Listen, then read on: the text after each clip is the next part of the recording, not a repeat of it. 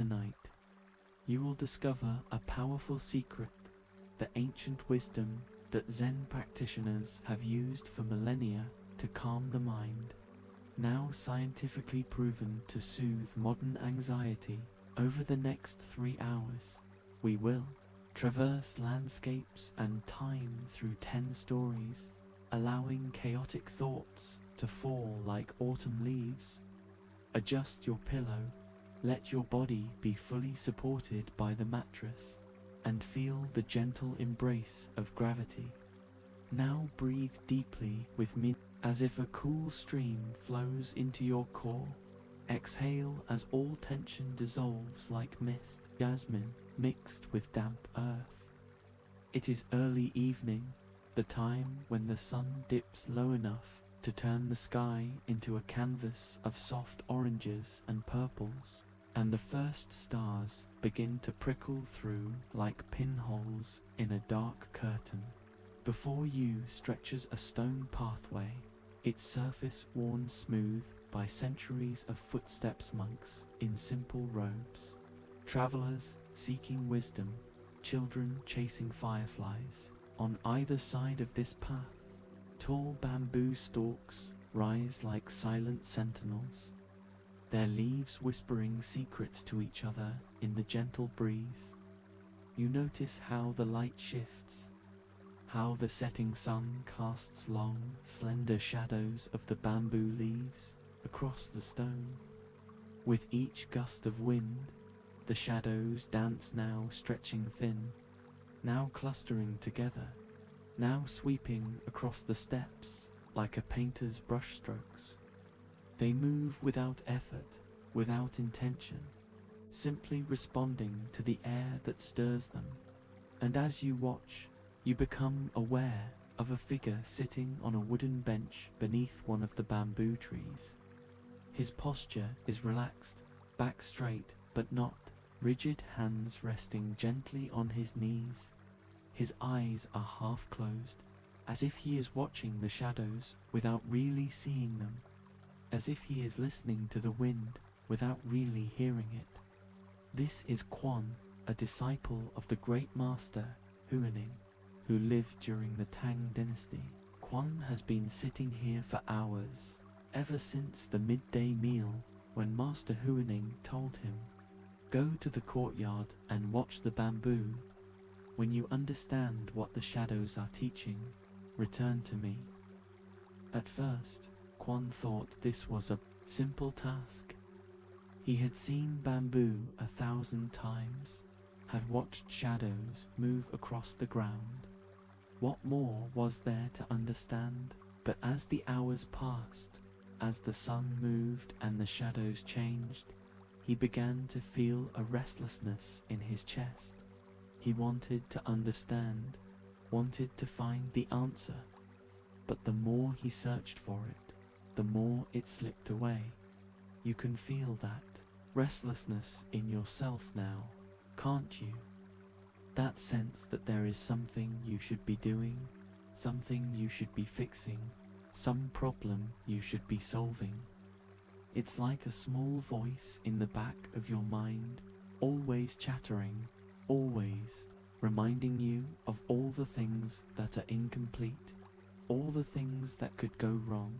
It's the voice that keeps you up at night, that makes your heart race when you think about the future, that makes you tense your shoulders when you think about the past. And right now, as you listen to the rustle of the bamboo leaves, that voice might be growing louder, asking, "What does this story have to do with me? When will I get the lesson? When will I feel better?" But notice what happens when you let that voice be there without answering it. Notice how the bamboo continues to sway, how the shadows continue to dance, regardless of your questions, regardless of your restlessness. They don't hurry, don't struggle, don't try to be anything other than what they are in this moment. And as you watch them, you might begin to feel a small shift inside yourself, softening. a letting go, as if some part of you recognizes that you don't have to hurry either. Don't have to struggle. Don't have to fix anything right now. After some time, maybe an hour, maybe two, Quan hears footsteps behind him. He turns to see Master Huining standing there, his face calm, his eyes warm. "What have you learned?" the master asks. Quan looks down at the shadows, then back up at his teacher. "I have watched the bamboo," he says, "and I have seen that the shadows move when the wind blows. That is all." Master Huining nods. "And what moves the wind?" he asks. Quan pauses. "The air," he says. "The air moves because of the heat of the sun and the coolness of the night." "And what causes the sun to shine and the night to fall?" the master continues. Quan is silent. He has no answer. Master Huining smiles gently. "You are looking outside for the answer, Quan," he says. "But the lesson is not in the bamboo or the wind or the sun. It is in you. Watch the shadows again, but this time watch your mind as you watch them. What happens when the shadows move?" Quan closes his eyes for a moment, takes a deep breath, then opens them again. He focuses on the shadows, and as he does, he becomes aware of his thoughts. They're moving quickly now. That one looks like a bird. Why is that stalk taller than the others? He notices how his mind is constantly labeling, comparing, judging, how it is never just watching the shadows, but always interpreting them. And then, in a moment of clarity, he understands. The shadows do not disturb the stone steps, he says quietly. The steps are simply there, allowing the shadows to move across them without resistance. It is my mind that is disturbed, that wants to hold on to the shadows, to make sense of them, to control them. Master Huining nods again. "Yes," he says. "The world is like the bamboo, and your thoughts are like the shadows. They come and go, just as the wind comes and goes. The question is not how to stop the wind, but how to be like the stone, steps calm, steady, unshaken by what passes over you." This is the heart of the teaching, that peace is not about controlling the world around you, but about changing your relationship to it. It is a truth that the Buddha himself taught more than 2,500 years ago. In the Dhammapada he said, "We are what we think. All that we are arises with our thoughts. With our thoughts, we make the world." This simple statement holds a profound wisdom, that our experience of reality is not determined by what happens to us, but by how we think about what happens to us. The bamboo sways, the shadows move, that is just what bamboo and shadows do. But whether those movements cause us to feel calm or anxious, peaceful or restless, that is determined by our minds. In modern psychology, this idea is known as cognitive appraisal theory, which suggests that our emotional reactions to events are not caused directly by the events themselves, but by the meanings we assign to them. For example, if you hear a loud noise in the middle of the night, your first thought might be, "Someone is breaking into my house," which would cause you to feel fear. But if your first thought is, "It's just the wind blowing a branch against the window," you might feel nothing at all, or perhaps a momentary startle followed by relief. The event is the same as the loud noise, but your interpretation of it determines your emotional response. This is why two people can experience the same situation and have completely different reactions. One person might see a traffic jam as a frustrating delay, while another sees it as an opportunity to listen to a podcast or practice deep breathing. One person might view a difficult conversation as a threat, while another views it as a chance to grow closer to someone. The situation itself is neutral. It is our thoughts about it that give it meaning, and that meaning is what creates our feelings. But here's the thing, most of the time we are not aware of this process. Our thoughts come so quickly, so automatically, that we mistake them for reality. We think this traffic jam is terrible, and we believe that the traffic jam is inherently terrible. Not that our thought about it is what is causing our frustration. We think, I'm going to mess up this presentation. And we believe that this is a fact, not just a thought, and then we feel anxious, as if the thought is predicting the future. This is what the Buddha meant when he talked about avidya, a lack of knowledge, but a lack of awareness of how our minds work. We are ignorant of the fact that our thoughts are just thoughts, not reality, and so we allow them to control us. We become like Quan at first, thinking that the shadows are disturbing the steps, not realizing that the steps are untouched, that it is only his mind that is disturbed. Without judgment, we begin to see things as they are. We begin to recognize that our thoughts are just mental events, like clouds passing through the sky, and that we don't have to believe them or react to them. We can watch them come and go, just as we watch the bamboo shadows move across the stone steps without being disturbed. This is not an easy practice, especially at first.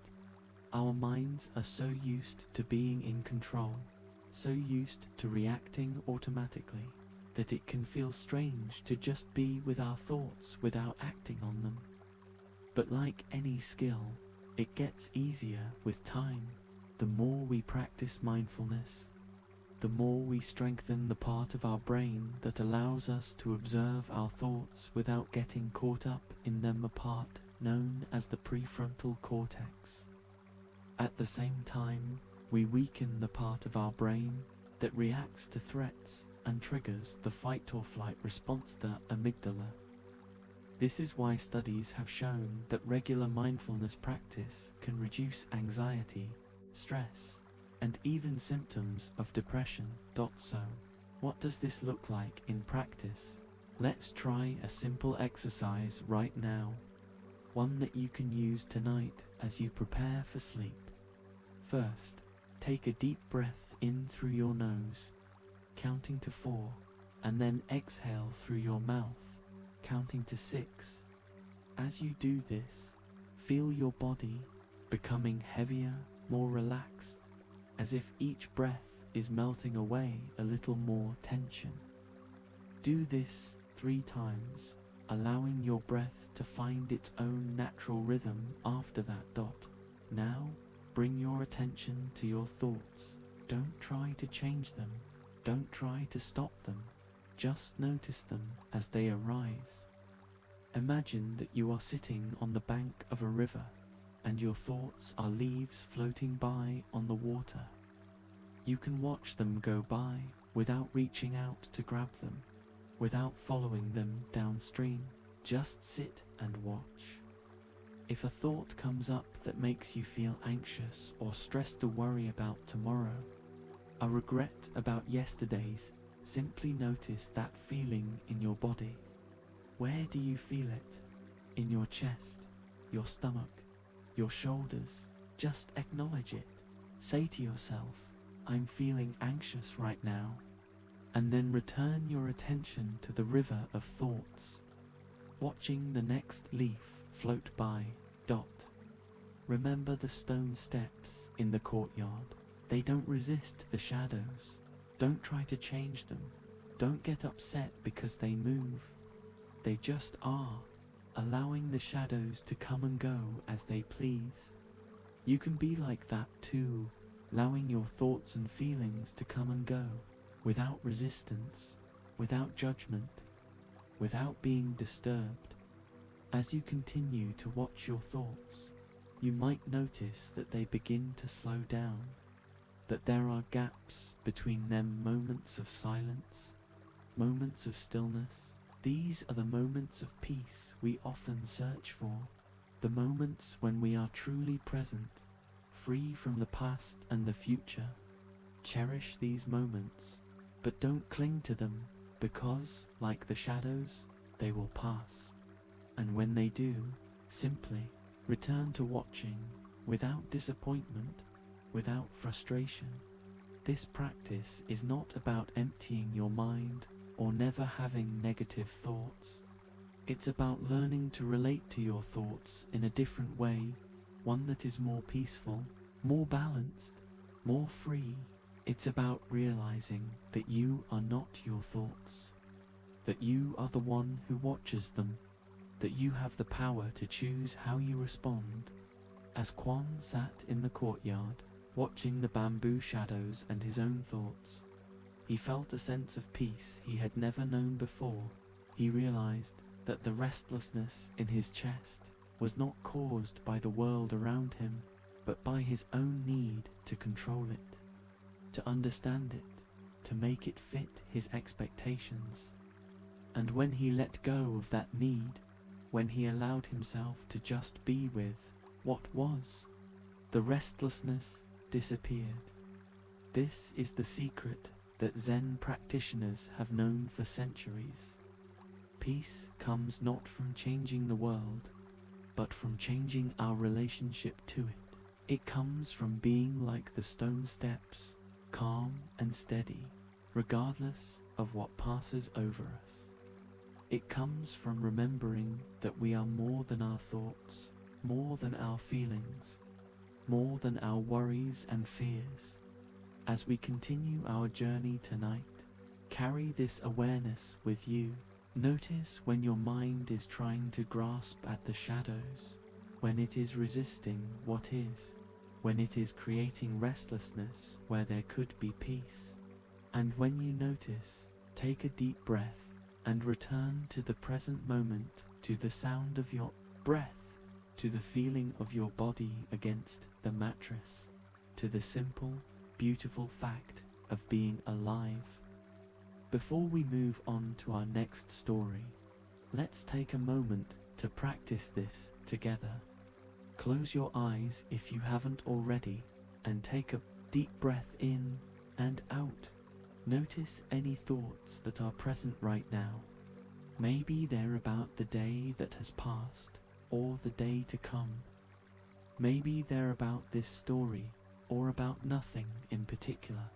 It doesn't matter. Just watch them, like leaves on a river dot. Now, bring your attention to your breath. Feel it entering your nose, filling your lungs, and then leaving your body, soft and slow. With each inhale, imagine that you are breathing in peace, calm, stillness. With each exhale, imagine that you are releasing any tension, any restlessness, any need to control. Breathe in and out. Peace in, tension out. One more time. Breathe in deeply, filling your body with calm, and breathe out, letting go of everything that doesn't serve you in this moment. Good. You can carry this feeling with you as we move forward, knowing that you can return to it at any time, simply by closing your eyes and taking a breath. Now, let's journey to a small tea house nestled in the mountains, where a scholar is about to learn a valuable lesson from a simple cup of tea.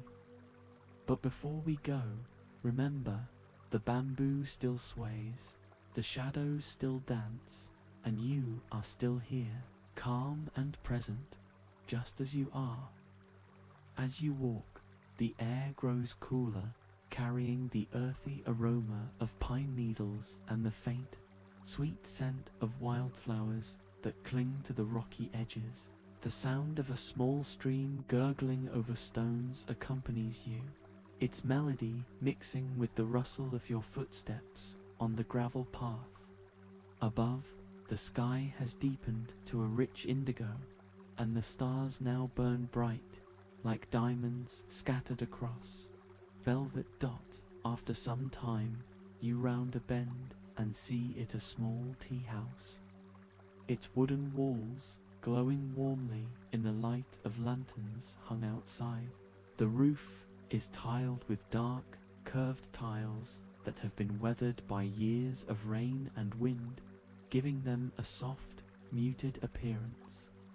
Smoke curls gently from a small chimney, carrying with it the scent of burning cedar and something else, something earthy and comforting, like roasted tea leaves. As you approach, you hear the sound of voices low, measured, as if the speakers are savoring each word as one might savor a sip of fine tea. You step onto the wooden porch, which creaks softly under your weight, and look through the open door. Inside, the room is small but cozy, with tatami mats covering the floor and low wooden tables set up in the center. A few cushions are scattered around, inviting guests to sit and stay a while. At one of the tables sits an old man, Master Zen, a renowned tea master who has lived in these mountains for more than 50 years. His hair is white, tied back in a simple knot, and his face is lined with the deep grooves of a life well lived, each wrinkle a map of laughter, sorrow, and wisdom. Across from him sits a younger man, his posture rigid with the kind of tension that comes from being in the presence of someone you admire, fear. This is Li Wei, a scholar from the city who has traveled for weeks to seek Master Zen's guidance.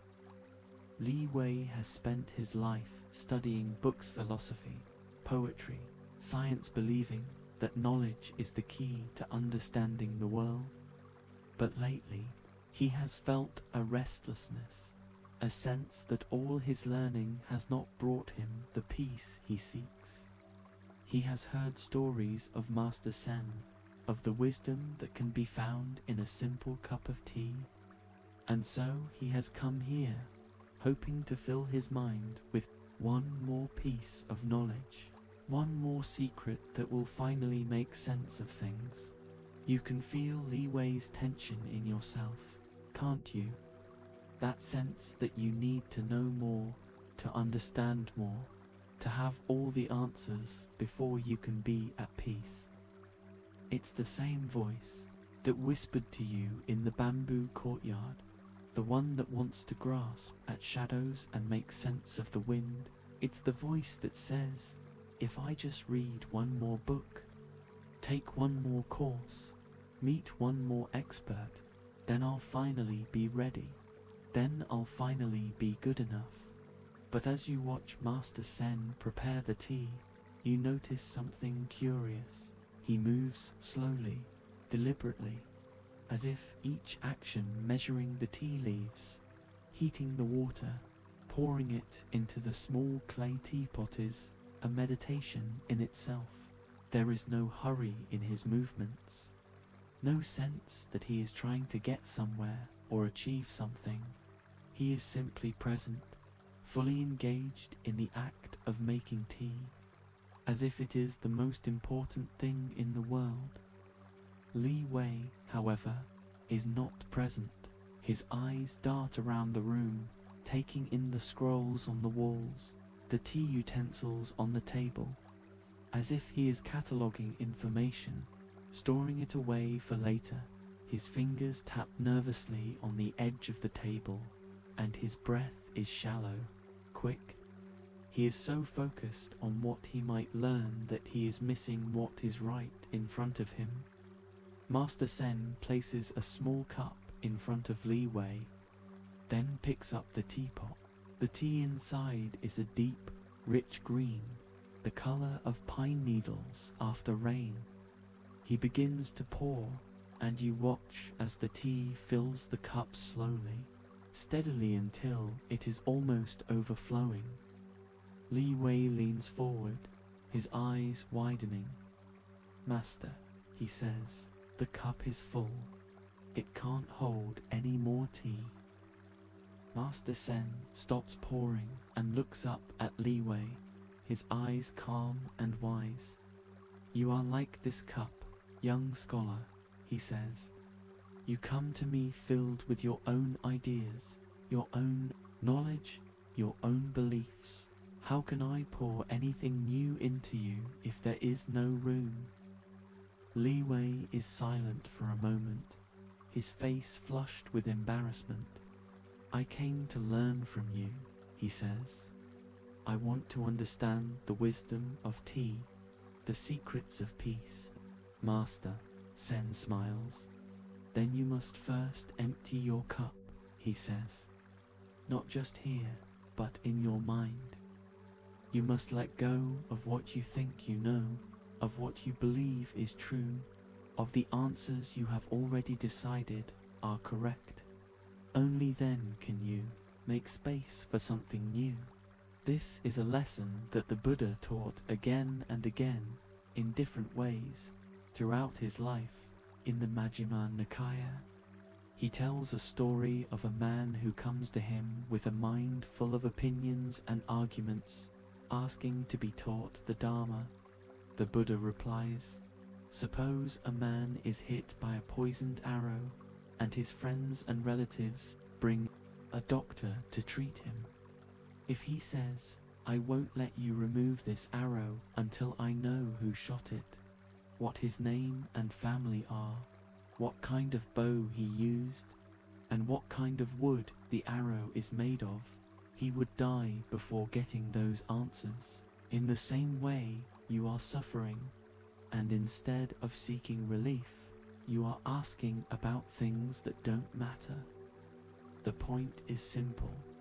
Our attachment to our own ideas, our own knowledge, our own way of seeing things can be like a poisoned arrow, causing us pain and preventing us from finding peace. We hold on to our beliefs not because they are true, but because they are ours, and letting go of them feels like letting go of a part of ourselves. In modern psychology, this is known as cognitive dissonance, the discomfort we feel when we encounter information that contradicts our existing beliefs. To reduce this discomfort, we often ignore or dismiss the new information, rather than changing our beliefs. This is why it can be so hard to learn new things or see things from a different perspective. Our minds are wired to protect the beliefs we already have. But here's the thing, our beliefs are not facts. They are just stories we tell ourselves about the world, stories that are shaped by our experiences, our culture, our upbringing. And while these stories can be useful, they can also be limiting. They can make us rigid, close-minded, unable to adapt to new situations or connect with people who see things differently. This is what Master Zen meant by empty your cup. He was not saying that knowledge is bad or that we should abandon all our beliefs. He was saying that we should hold them lightly, with an open hand rather than a closed fist. We should be willing to question them, to test them, to let them go if they no longer serve us.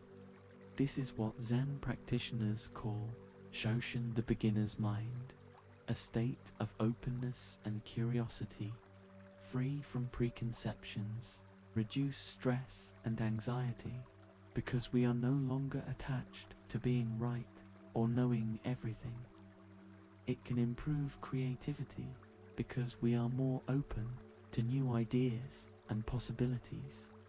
It can enhance our relationships because we are more willing to listen to others and see things from their perspective. But how do we cultivate this beginner's mind? How do we empty our cups? It starts with awareness, recognizing when we are holding onto our beliefs too tightly, when we are closed off to new information, when we are judging rather than observing. Let's try a small exercise right now, one that can help you practice emptying your cup. Take a deep breath in through your nose, counting to 4, and then exhale through your mouth, counting to 6. As you breathe, imagine that your mind is like a cup filled to the brim with water. With each exhale, imagine that a little of that water is pouring out, creating space now. Think of a belief you hold strongly, something you are absolutely certain is true. It could be about yourself, I'm not good enough, about others, people can't be trusted, or about the world, life is unfair. Notice how this belief makes you feel. Does it make you feel strong, confident, secure? Or does it make you feel anxious, angry, resentful? Now, try to imagine what it would be like to let go of this belief just for a moment. Not because it's false, but just to see what happens.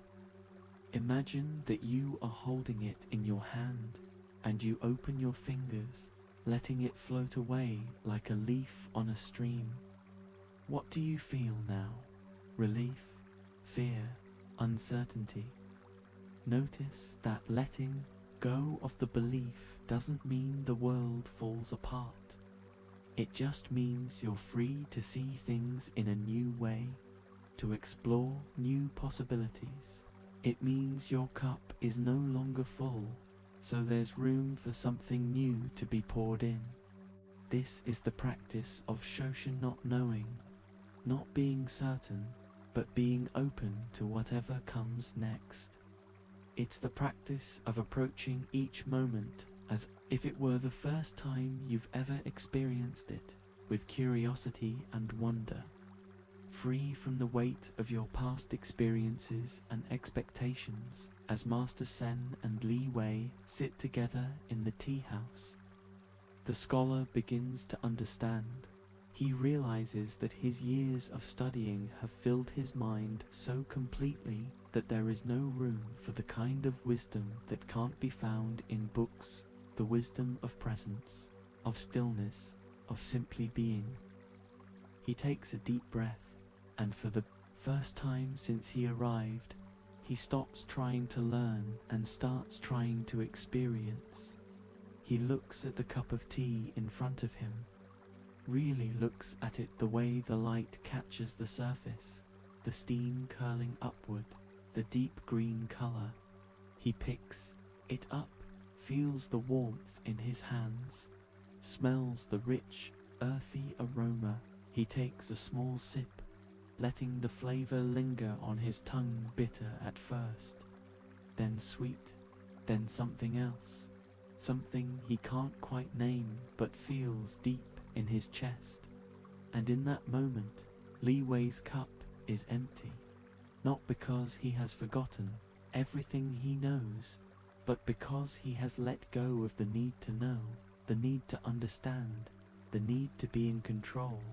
He is simply present, savoring the tea, savoring the moment, savoring the miracle of being alive. This is the wisdom of the empty cup, that sometimes the most important thing we can do is let go.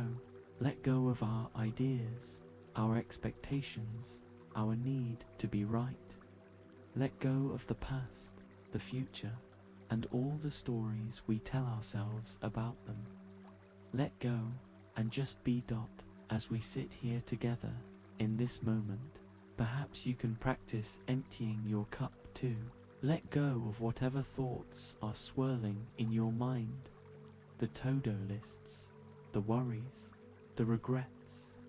Let go of the need to understand everything, to fix everything, to make everything perfect. Just be here with your breath, with your body, with the simple beautiful fact of now. Take a deep breath in and out.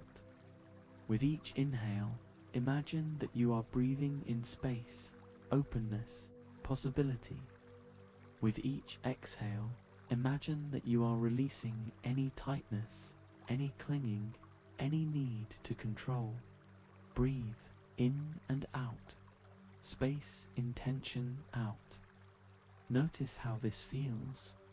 Notice the sense of lightness, of freedom that comes from letting go. This is the beginner's mind, the empty cup, the space where peace can live. Before we move on, let's take a moment to honor this space. Let's honor the courage it takes to let go, to be open, to not know. Let's honor the tea master and the scholar who remind us that wisdom is not found in filling our minds, but in emptying them now. Let's leave the tea house behind and journey to a rice field, where farmers are working in the rain, teaching us another lesson about peace and acceptance. But as we go, carry with you the memory of the empty cup and remember that in every moment you have the choice to let go, to open up, to make space for something new. The air is warmer here, heavier with the scent of damp soil and growing things. You can hear the distant rumble of thunder, a low rolling sound that vibrates in your chest, and the wind has picked up, rustling the leaves so loudly it's almost like a song. As you walk, the ground becomes softer, muddier, until the path turns into a narrow trail that leads you out of the forest and into a wide, open field. Before you stretches a rice paddy, its surface a mirror of the sky now dark and brooding, filled with thick grey clouds that seem to hang low enough to touch. The paddy is divided into small sections by earthen dikes, and in each section you can see small green shoots of rice just beginning to take root. But what catches your eye most is the people working in the field, farmers, bent over, moving, slowly and deliberately as they transplant the rice seedlings into the soft, wet soil. And then the rain comes. At first, it's just a few drops, cool and refreshing on your skin. But quickly, it intensifies, pouring down in sheets, turning the sky into a blur of grey and white. You might expect the farmers to stop working, to seek shelter under the trees, at the edge of the field. But they don't. They keep moving, their hands steady as they pick up the seedlings and press them into the mud. Their backs straight despite the weight of the rain. You can see their faces now as you move closer. They are not angry or frustrated by the rain. They are not rushing to finish before they get too wet. They are simply working. Their expressions are calm, almost peaceful, as if the rain is not an obstacle but a gift, as if they understand that the rice needs water to grow, and the rain is providing exactly what is needed, exactly when it is needed. One farmer, an older woman with a face weathered by sun and wind, looks up as you approach. She doesn't smile exactly, but her eyes crinkle at the corners as if she's sharing a secret. The rain comes when it comes, she says, her voice loud enough to be heard over the drumming of the water on the paddy. We can't stop it. We can't hurry it. We can only work with it. This is a lesson as old as farming itself, a lesson in accepting what is, in working with the world rather than against it. It is a lesson that the Buddha taught in the Anguttara Nikaya, where he said, "In this world there is no permanence. All things are subject to birth and decay." This simple truth, that change is the only constant, that nothing stays the same forever, is at the heart of Buddhist philosophy. It is the understanding that resistance to change is the root of much of our suffering. Think about it. How much of your stress and anxiety comes from things not going the way you planned? A meeting that runs late, a traffic jam that makes you miss your appointment, a friend who says something that hurts your feelings. These are all examples of life not following our script, and our first reaction is often resistance.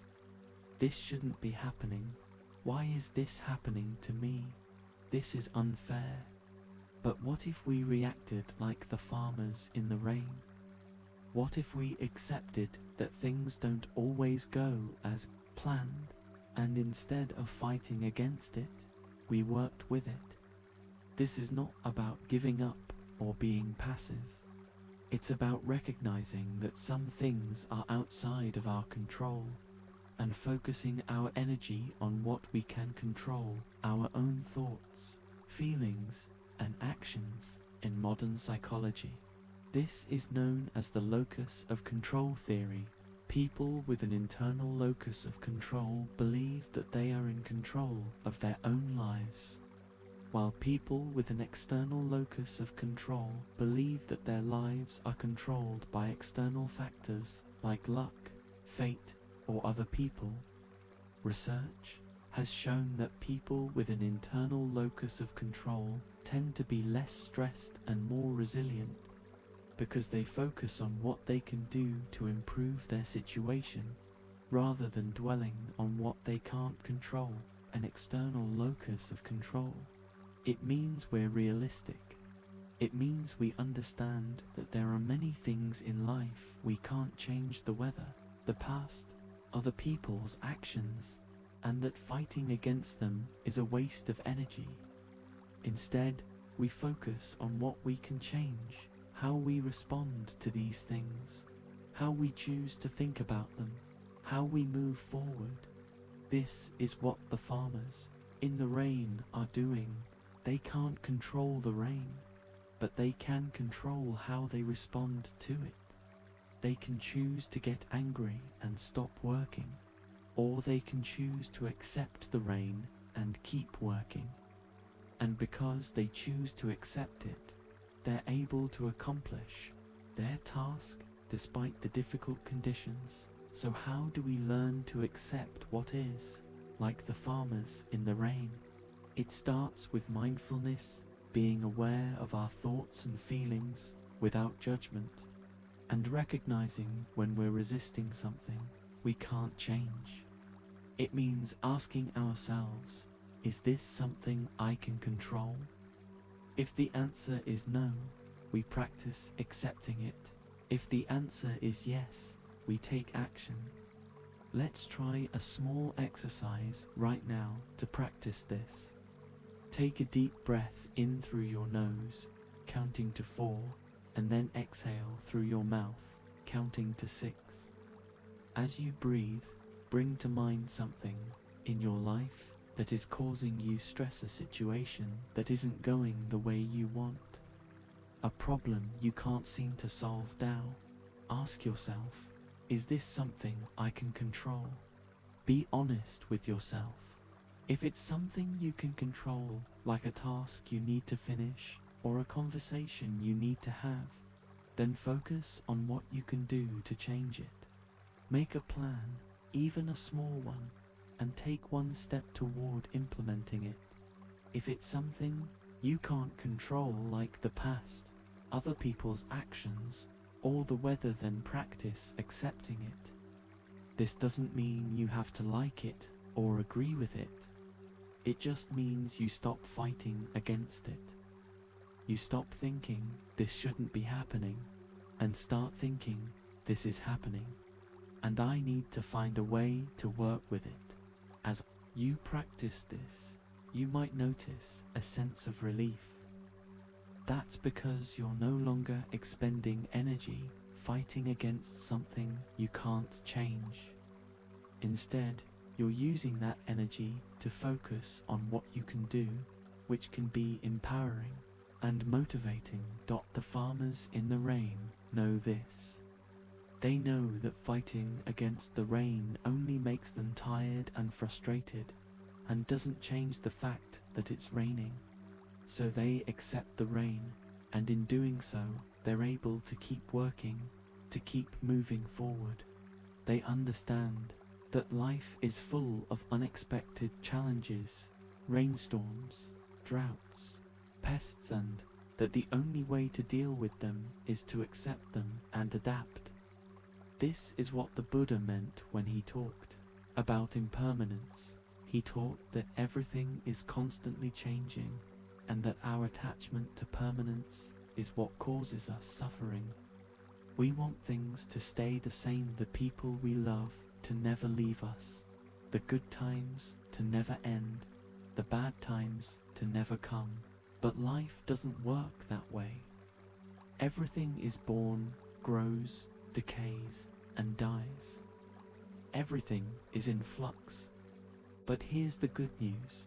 Impermanence also means that difficult times will pass, just as the rain will eventually stop, just as the sun will eventually come out, so too will our suffering pass. This is a source of great hope and comfort.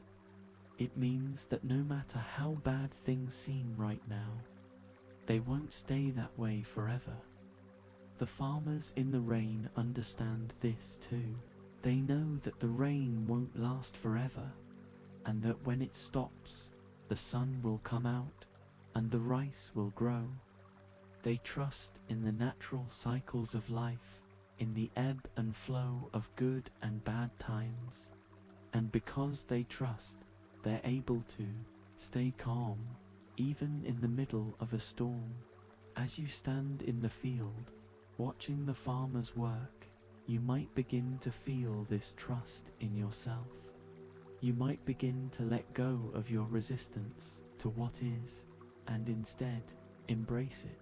You might begin to see that the challenges in your life are not obstacles, but opportunities to grow, to learn, to become stronger and more resilient. Take a moment now to feel this. Take a deep breath in, and as you exhale, imagine that you're releasing any resistance you're holding on to. Imagine that you're letting go of the need to control everything, and instead trusting in the natural flow of life. Breathe in and out. Let go and trust. Notice how this feels. Notice the sense of peace that comes from accepting what is, from working with the world rather than against it. This is the wisdom of the farmers in the rain, the wisdom of acceptance, of resilience, of trust. As the rain begins to slow, the farmers straighten up, wiping the water from their faces. They look out over the paddy at the rows of seedlings they've planted, and there's a sense of quiet satisfaction in their posture. They know that they've done their work, and now they can trust in the rain, in the sun, in the earth, to do theirs. And as you leave the field, walking back toward the path that will lead you to your next destination, you carry with you this wisdom. You carry the understanding that life is full of unexpected storms, but that you have the strength and resilience to weather them. You carry the knowledge that acceptance is not weakness, but strength, that it takes courage to let go of control and trust in the natural flow of life. Before we move on, let's take one more deep breath together. Inhale deeply, feeling the air fill your lungs, and exhale slowly, releasing any remaining tension or resistance. Remember the farmers in the rain and their quiet, steady acceptance of what is. Remember that you too can be like them, calm, resilient, trusting. Now, let's journey to a small temple at the edge of a forest.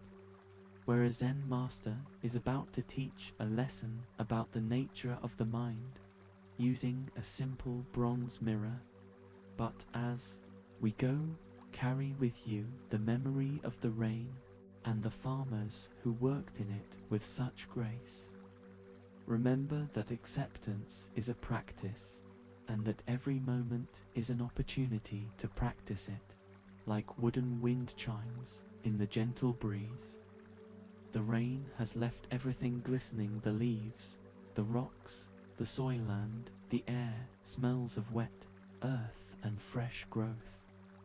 As you walk, the sounds of the field fade behind you, replaced by the quiet rustle of wildlife in the underbrush and the distant call of a woodpecker.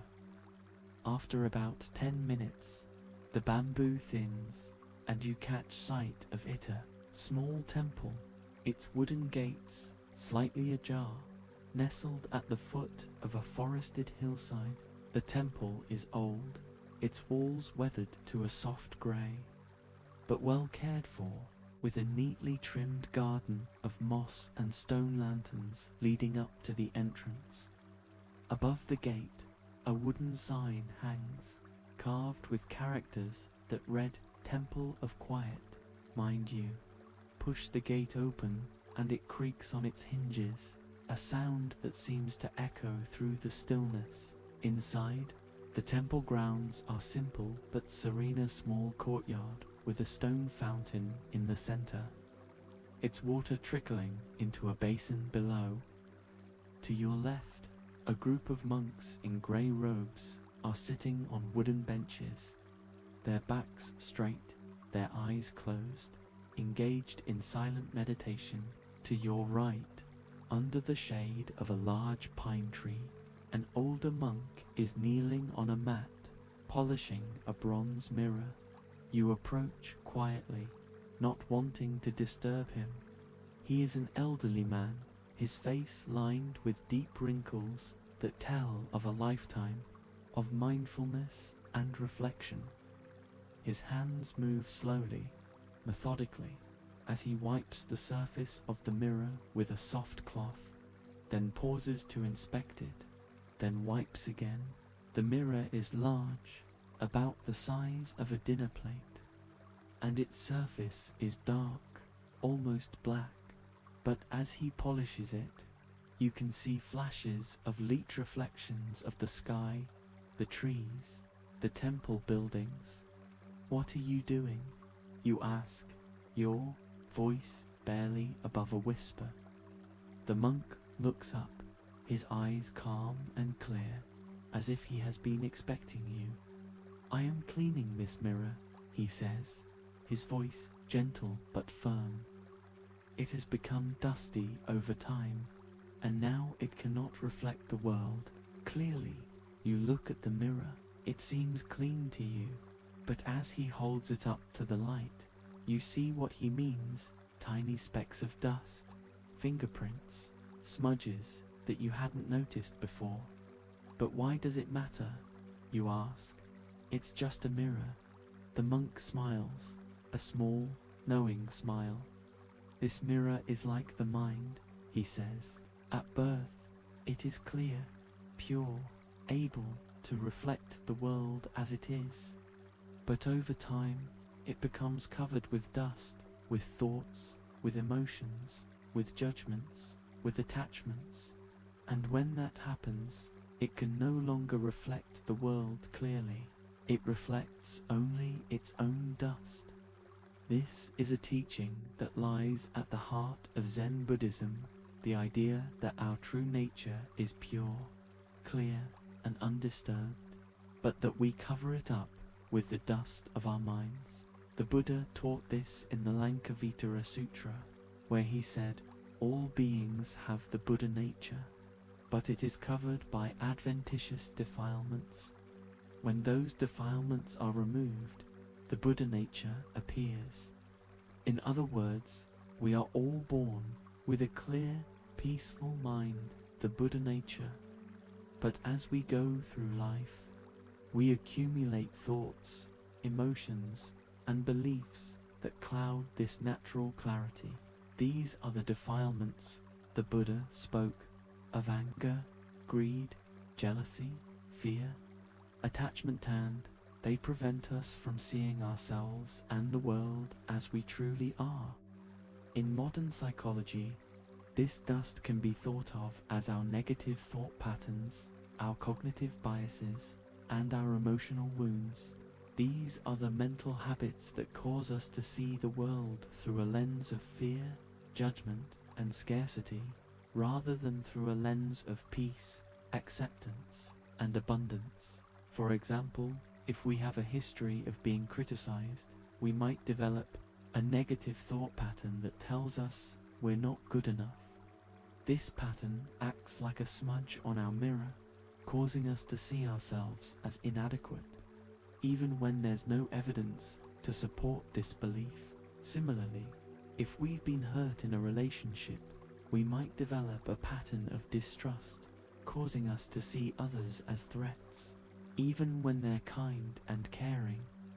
The good news is that, just like the bronze mirror, our minds can be cleaned. The dust is not part of the mirror itself, it's just something that has accumulated on the surface, and with practice, we can wipe it away, revealing the clear, pure nature underneath. This is what the monk is doing as he polishes the mirror. He is engaged in a form of meditation, a practice that allows him to clean the dust from his own mind, and he is inviting you to do the same. Let's try a simple practice right now to help clean the dust from your mind. Take a deep breath in through your nose, counting to 4, and then exhale through your mouth, counting to 6. As you breathe, imagine that your mind is like the bronze mirror. The monk is holding it up, and you can see the dust on its surface. Your worries, your fears, your judgments, your attachments. Now, imagine that you are holding a soft cloth, just like the monks. With each exhale, imagine that you are wiping the surface of the mirror, removing a little bit of the dust.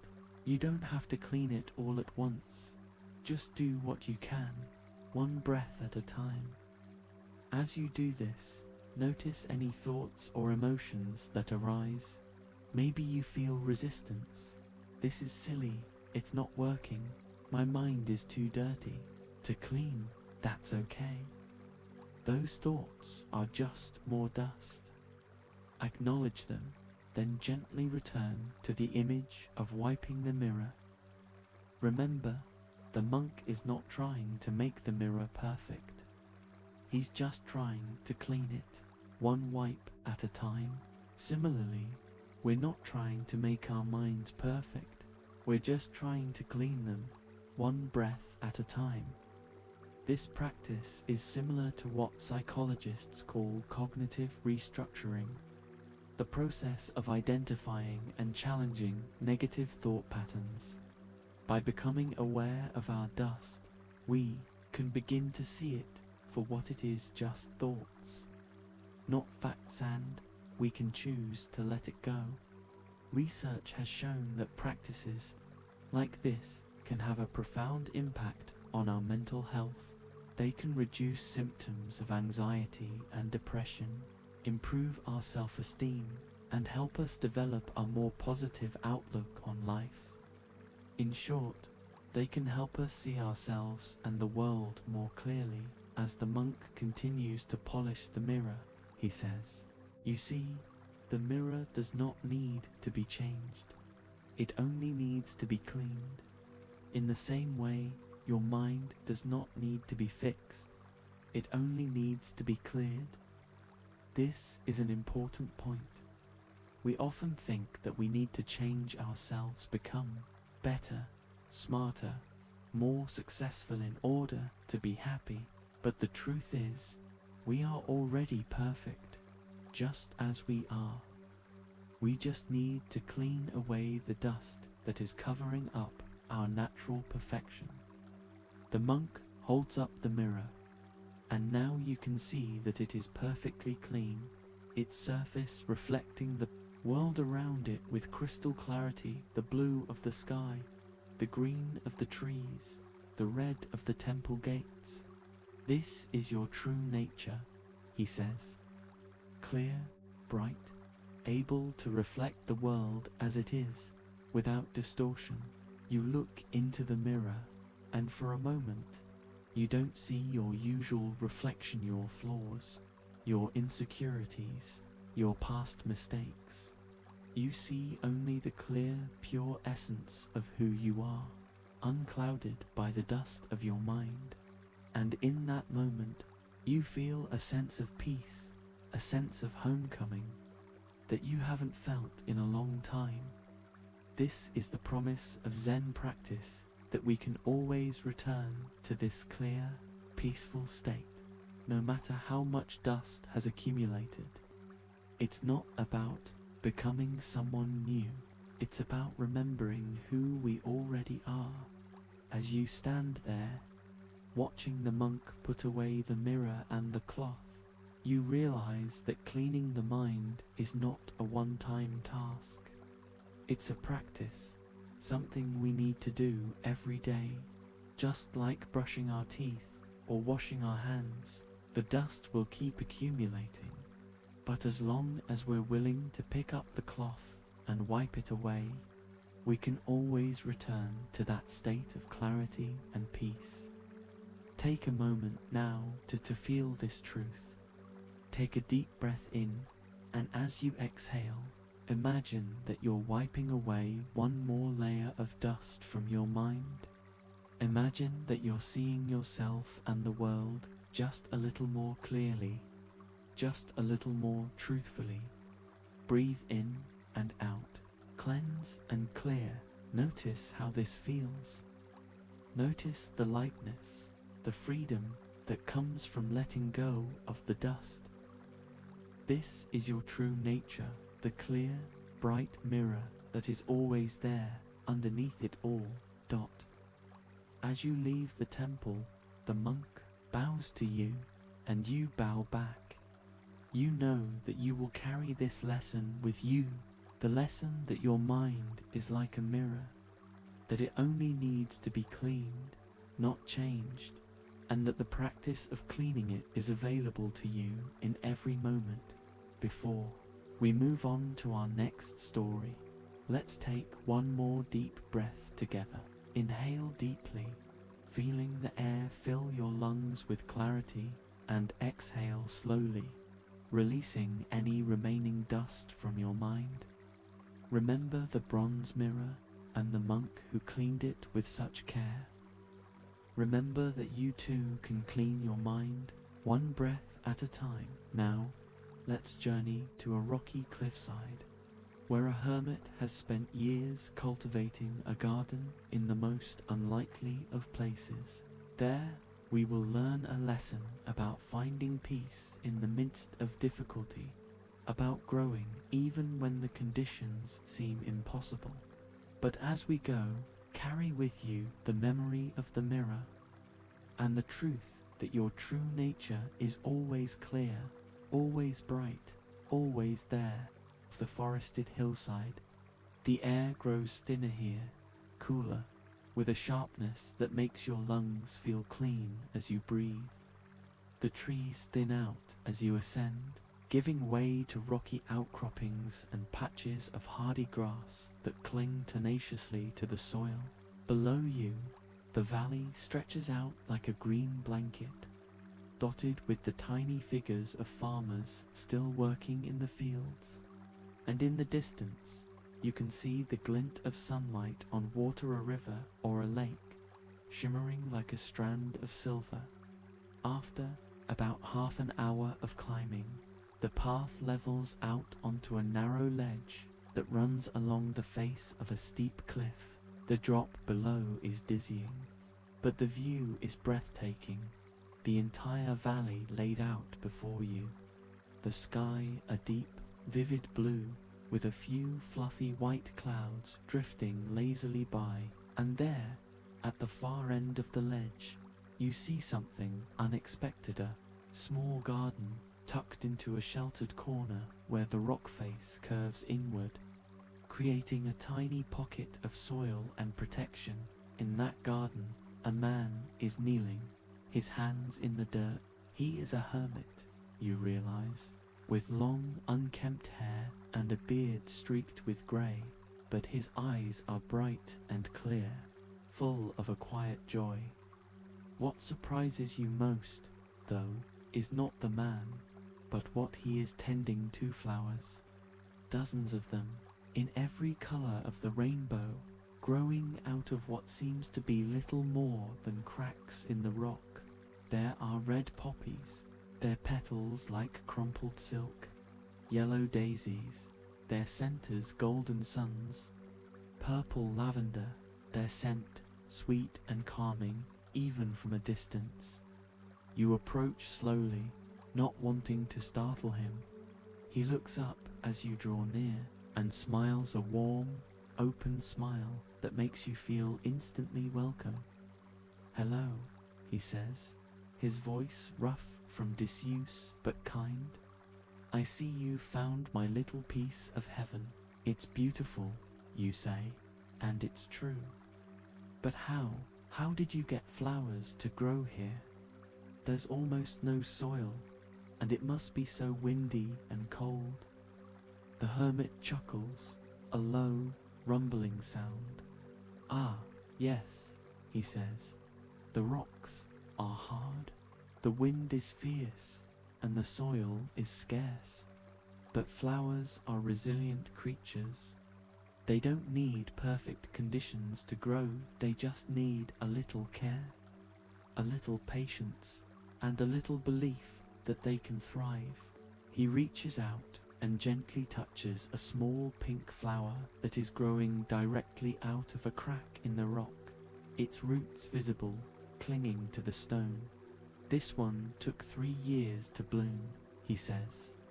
"I started with just a tiny seed, and every day I would come here and water it, and protect it from the wind, and talk to it, even though it seemed silly. For 2 years, there was nothing, just a few small green leaves, struggling to survive. But I kept coming, kept believing. And then, this spring, it bloomed, just like this."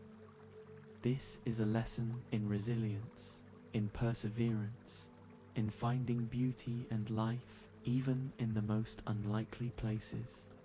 It is a lesson that the Buddha taught in the Udana, where he said, "Just as a lotus flower grows out of the mud and rises above the water to bloom beautifully, so too can we rise above our suffering and find peace and happiness."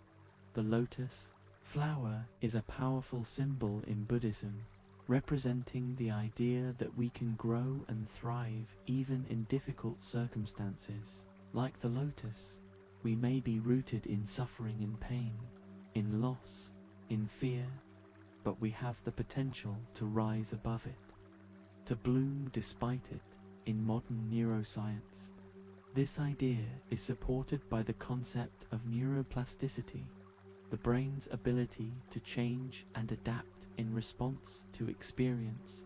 For many years, scientists believed that the brain was fixed after a certain age, that once it was fully developed, it couldn't change. But we now know that this is not true. The brain is constantly changing, forming new neural connections and strengthening existing ones, even into old age. This means that we have the power to rewire our brains, to change the way we think, feel, and respond to the world around us. We can develop new habits, new ways of coping with stress, new ways of finding peace and happiness, even if we've spent years in patterns of suffering. The hermit's flowers are a perfect metaphor for neuroplasticity. They are growing in an environment that is not naturally suited for them, but through consistent care and attention, they are thriving. In the same way, our brains can thrive even in difficult circumstances, if we give them the care and attention they need. So how do we do this? How do we rewire our brains for resilience and peace? It starts with small, consistent practices, like the hermit's daily care for his flowers. These practices can include mindfulness, meditation, gratitude journaling, acts of kindness, and spending time in nature. Over time, these practices can change the structure of our brains, strengthening the areas associated with positive emotions and weakening the areas associated with stress and anxiety. Let's try a small practice right now that can help build resilience. Take a deep breath in through your nose, counting to 4, and then exhale through your mouth, counting to 6. As you breathe, bring to mind a difficult situation in your life, something that has caused you pain, stress, or suffering. It could be a past event, a current challenge, or a fear about the future. Now, imagine that this difficult situation is like the rocky cliffside, hard, unforgiving, seemingly barren, and imagine that within you there is a tiny seed of resilience, of strength, of hope. This seed is already there, just waiting to grow, with each inhale. Imagine that you are watering this seed with your breath, giving it the nourishment it needs to grow. With each exhale, imagine that you are protecting it from the wind and the cold, creating a safe space for it to thrive. You don't have to see the seed grow right away, just trust that it is there, that it is alive, that it has the potential to bloom. Like the hermit's flower that took 3 years to bloom, your resilience may take time to develop, but with consistent care and attention, it will grow as you continue this practice. You might notice that your relationship to the difficult situation begins to change.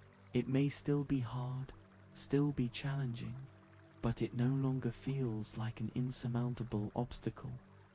You begin to see that within it, within you, there is the potential for growth, for strength, for beauty. This is the power of neuroplasticity. It's not that the difficult situation goes away, it's that we change, that we grow stronger, more resilient, more able to face it with courage and grace. The hermit stands up, brushing the dirt off his hands. You see, he says, gesturing to the garden, these flowers don't deny the rocks. They don't pretend that the wind isn't fierce or the soil isn't scarce. They accept the conditions as they are, and they grow anyway. That's the secret, to accept what is, and then to thrive in spite of it. This is an important point. Resilience is not about denying our suffering or pretending that everything is okay when it's not. It's about acknowledging our pain, our challenges, our limitations, and then choosing to keep going, to keep growing, to keep believing that we can bloom. The hermit picks a small flower, delicate white one with a yellow center, and hands it to you. Take this, he says. Let it be a reminder that even in the hardest places, even when things seem impossible, there is always the potential for beauty, for growth, for life. You take the flower, feeling its soft petals against your skin, its sweet scent filling your nostrils. As you hold it, you realize that you are like this flower. You may have faced difficult circumstances, maybe facing them now, but you have the potential to thrive, to grow, to bloom, to find peace and happiness in spite of it. All. Take a moment now to feel this potential within you. Take a deep breath in, and as you exhale, imagine that the seed of resilience within you is growing, pushing through the hard soil of your suffering. reaching toward the light. Breathe in and out, grow and thrive. Notice how this feels. Notice the sense of strength, of hope that comes from knowing that you have the power to bloom no matter what your circumstances. This is your true nature, not just to survive, but to thrive. As you leave the hermit and his garden, you tuck the flower behind your ear, where its scent will stay with you as you continue your journey. You know that you will carry this lesson with you, the lesson that resilience is not about perfect conditions, but about consistent care. That growth is possible even in the hardest places, that you have the power to bloom no matter what. Before we move on to our next story, let's take one more deep breath together.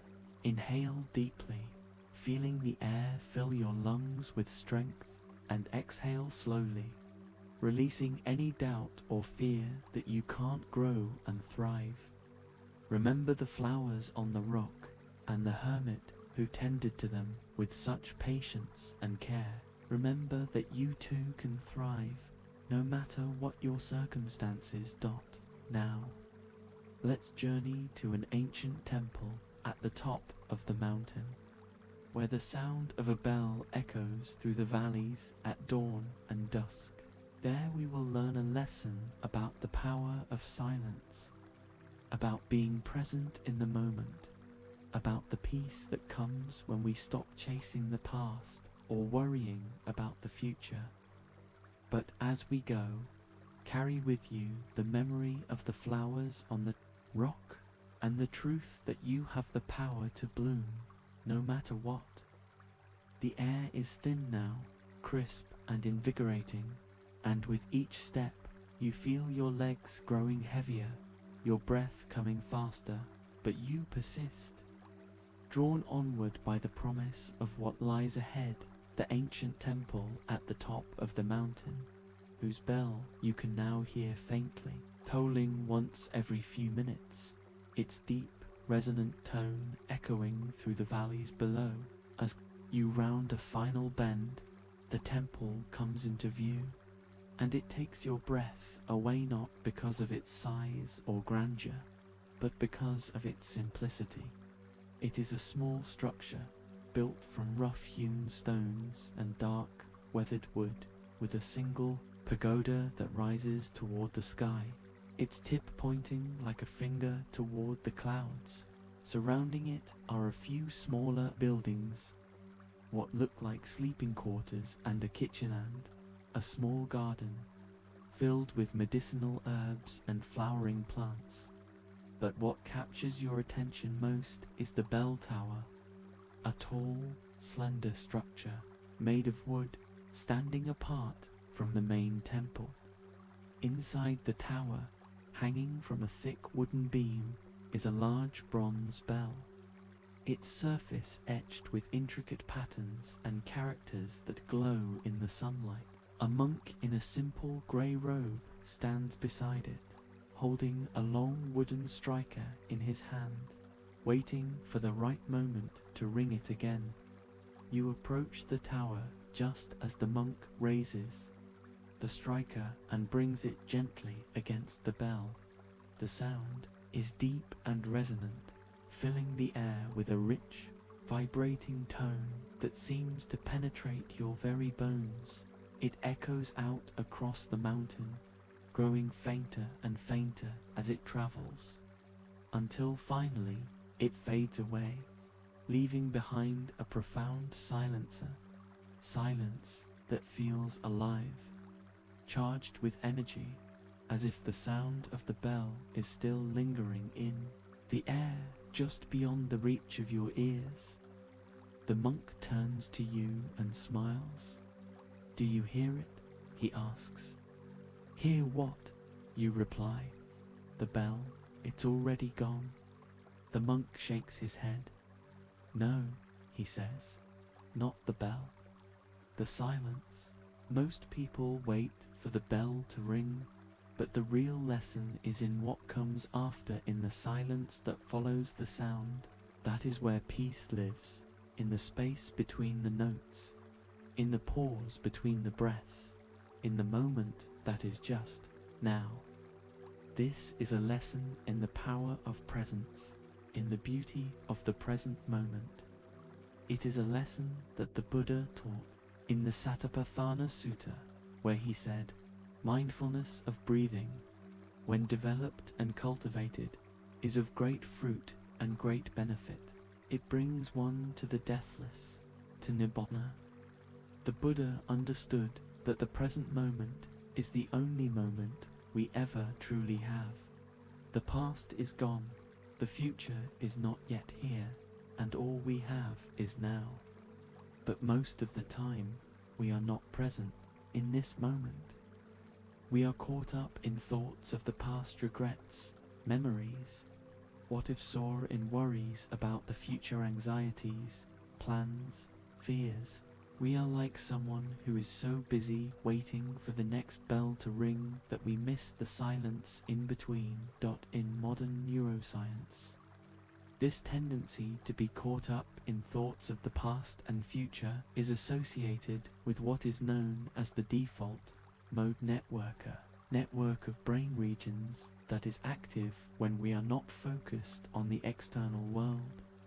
When our minds are wandering, while this network is important for certain functions, like self-reflection and planning, excessive activity in the default mode network is associated with rumination, anxiety, and depression.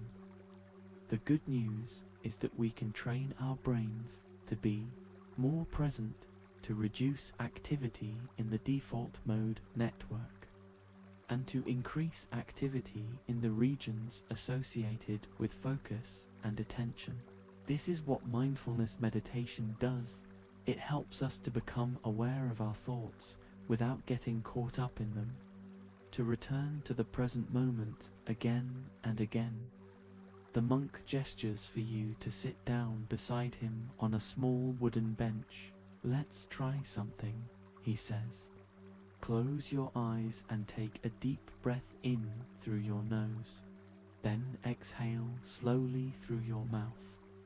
Now listen, just listen.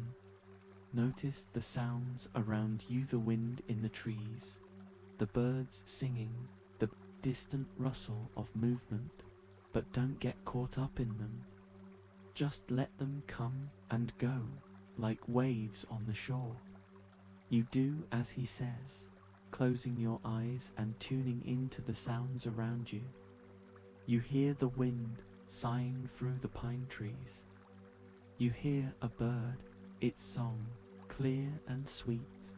You hear the monk breathing beside you, slow and steady, and then, after a few minutes, you hear the bell again, its deep tone reverberating through the air. But this time, instead of waiting for it to end, you focus on the sound itself, the way it vibrates in your chest, the way it changes as it fades, the way it gives way to silence once again. And now, the monk says, notice the silence, not as an absence of sound, but as something in itself, as a presence, a space, a moment that is full, not empty. That is the present moment, the now. It is always here, always available to us, if we just take the time to notice it. This is the practice of mindfulness, of being fully present in the moment, of experiencing life as it is, without judgment or distraction. It is a practice that can be done anywhere, at any time, whether you are sitting on a mountaintop listening to a bell, or washing dishes in your kitchen, or walking down the street. Let's try a simple mindfulness practice right now.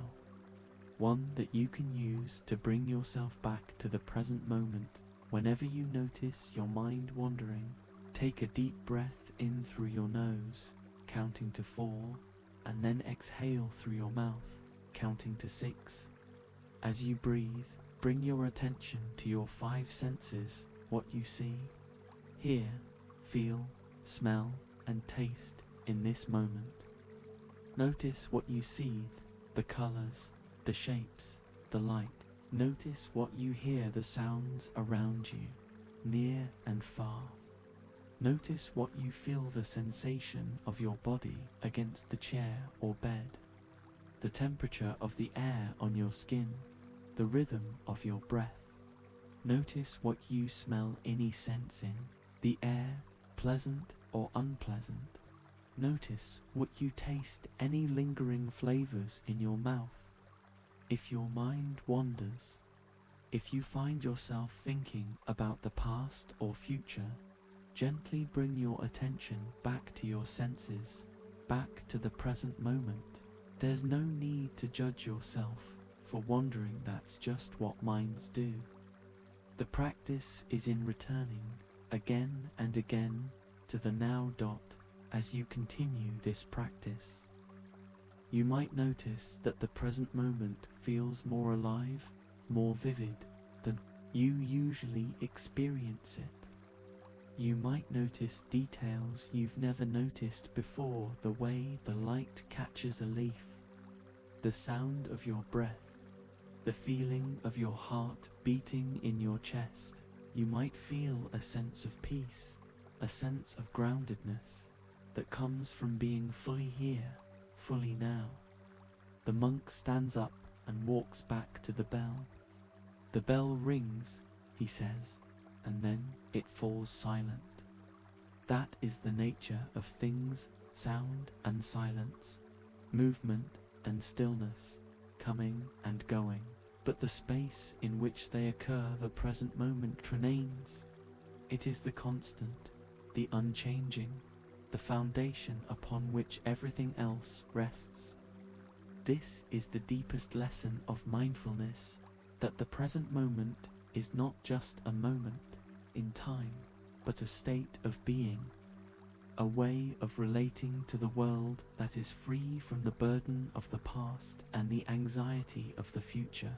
It is a state of peace, of clarity, of joy, that is always available to us if we just choose to step into it. As you sit there, watching the monk prepare to ring the bell again, you realize that you have been given a great gift, the gift of presence. You have learned that peace is not something you have to search for, not something you have to wait for, but something that is already here. In the silence between the bells, in the space between the breaths, in the moment that is just now, take a moment now to feel this presence. Take a deep breath in, and as you exhale, let go of any thoughts of the past or future. Let yourself be fully here, fully now, aware of your breath, your body, your senses, and the alive, vibrant silence that surrounds you. Breathe in and out. Be here, be now. Notice how this feels. Notice the sense of peace, of clarity, of belonging that comes from being fully present in the moment. This is your natural state, the state you return to when you let go of the stories your mind tells you about the past and future. As you leave the bell tower and the monk behind, you carry with you the sound of the bell and the silence that follows. You know that you can return to this silence at any time, simply by closing your eyes, taking a breath, and tuning in to the present moment. Before we move on to our next story, let's take one more deep breath together. Inhale deeply, feeling the air fill your lungs with presence, and exhale slowly, releasing any thoughts that are pulling you away from the now. Remember the bell and the silence that follows, and the lesson that peace is always here, in the present moment now. Let's journey down the mountain, following a small stream that tumbles and flows toward the valley below. There, we will learn a lesson about going with the flow, about letting go of control, about finding peace in the natural rhythm of life. But as we go, carry with you the memory of the bell and the silence and the truth that the present moment is all we ever need. The air grows warmer as you descend, losing the crispness of the higher altitude and gaining the soft warmth of the valley below. The sounds of the temple fade behind you, the distant tolling of the bell, the murmur of the monks' voices replaced by a new sound, a sound that grows louder with each step you take, the rushing of water. You round a bend, and there it is, a small stream emerging from a cleft in the rocks and tumbling downward over stones and boulders, its water clear and sparkling in the sunlight. It winds its way down the mountain, now fast and turbulent as it navigates around large rocks, now slow and calm as it spreads out into small pools, but always moving, always flowing, always following the path of least resistance toward the valley below. You find a flat rock beside the stream and sit down, letting your feet dangle over the edge, feeling the cool mist from the water on your skin. As you watch the stream, you notice something fascinating. It never fights against the rocks in its path. When it encounters a boulder, it doesn't try to push through it or knock it out of the way. Instead, it flows around it, finding the space between the rock and the bank, or slipping over the top if the rock is small enough. It adapts, adjusts, finds a way forward without resistance. A man dressed in simple clothes, with a woven basket slung over his shoulder, approaches from downstream. He nods at you as he passes, then kneels beside the stream and begins filling a small clay jug with water. When he finishes, he sits down on a rock opposite you and takes a long drink, wiping his mouth with the back of his hand. "Beautiful, isn't it?" he says, gesturing to the stream. "Yes," you reply. "It's amazing how it just flows. It doesn't seem to struggle at all." The man smiles. "Water is wise," he says. "It knows that fighting against what is only wastes energy. It knows that the easiest way to get where it's going is to go with the flow, to adapt to the obstacles in its path rather than trying to overcome them." He pauses, watching as a leaf floats downstream, bobbing and weaving around the rocks. People could learn a lot from water, don't you think? This is a lesson in the power of going with the flow, in the wisdom of letting go of control. It is a lesson that the Tao Te Ching, a foundational text of Taoism that shares many similarities with Zen Buddhism, teaches when it says, "The supreme good is like water, which nourishes all things without trying to. It flows to lowly places that people disdain. This is why it is like the Tao. Water, in its wisdom, does not seek to be above or below, to be strong or weak, to control or be controlled. It simply is, flowing where gravity takes it, adapting to whatever comes its way. And in doing so, it accomplishes great things. It carves canyons, nourishes crops, sustains life without effort, without struggle, without resistance. In our lives, though, we often do the opposite. We fight against what is, resisting the things we can't change, struggling to control every aspect of our lives, clinging to our plans and expectations even when they no longer serve us. We are like a stream that tries to flow uphill, expending enormous amounts of energy and getting nowhere fast. This resistance is a major source of stress and suffering. When we fight against reality, we create tension in our bodies and our minds. Our muscles tighten, our breath becomes shallow, our thoughts race as we try to find a way to make things go our way. Over time, this chronic resistance can lead to physical problems like high blood pressure and headaches, as well as mental health issues like anxiety and depression. In modern psychology, this resistance is linked to what is known as the fight or flight response, the body's natural reaction to perceived threats. When we feel that things are not going our way, our brains interpret this as a threat, and we respond by either fighting, trying to change the situation, or fleeing, avoiding it. While this response is useful in true emergencies, it is harmful when it is triggered by everyday stresses and challenges that we can't control. The good news is that, like water, we can learn to flow with life rather than fighting against it. We can learn to let go of control, to adapt to the obstacles in our path, to conserve our energy for the things that truly matter. This doesn't mean we have to be passive or give up on our goals. It means we approach them with flexibility, with openness, with a willingness to change course when necessary. Let's try a practice right now that can help you learn to flow like water. Take a deep breath in through your nose, counting to 4, and then exhale through your mouth, counting to 6.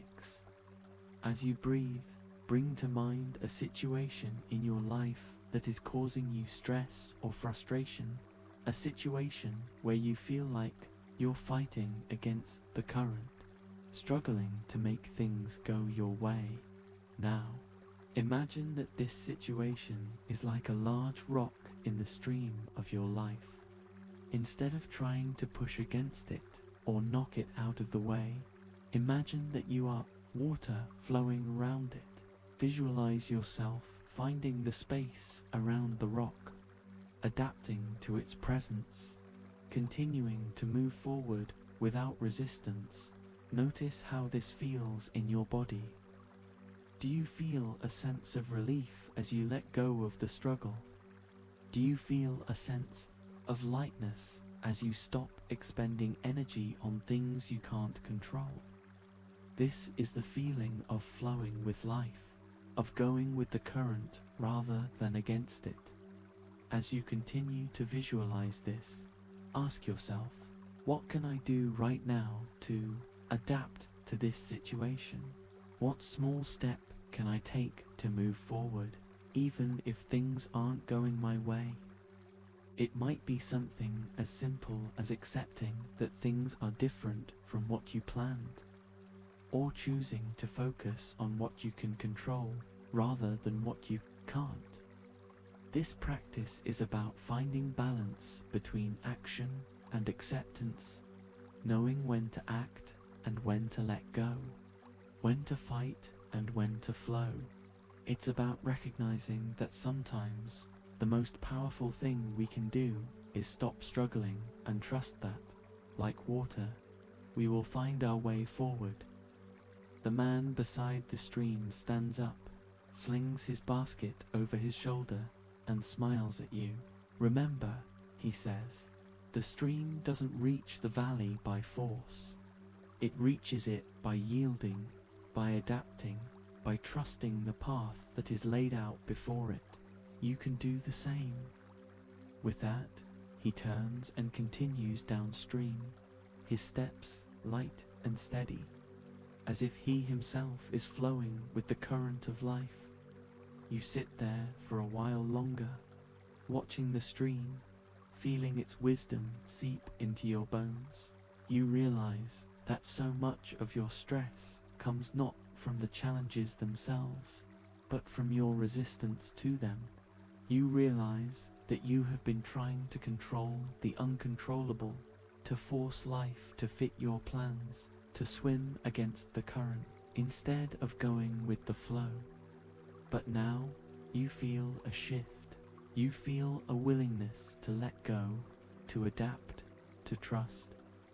You feel like you could flow, like water, through whatever life brings your way.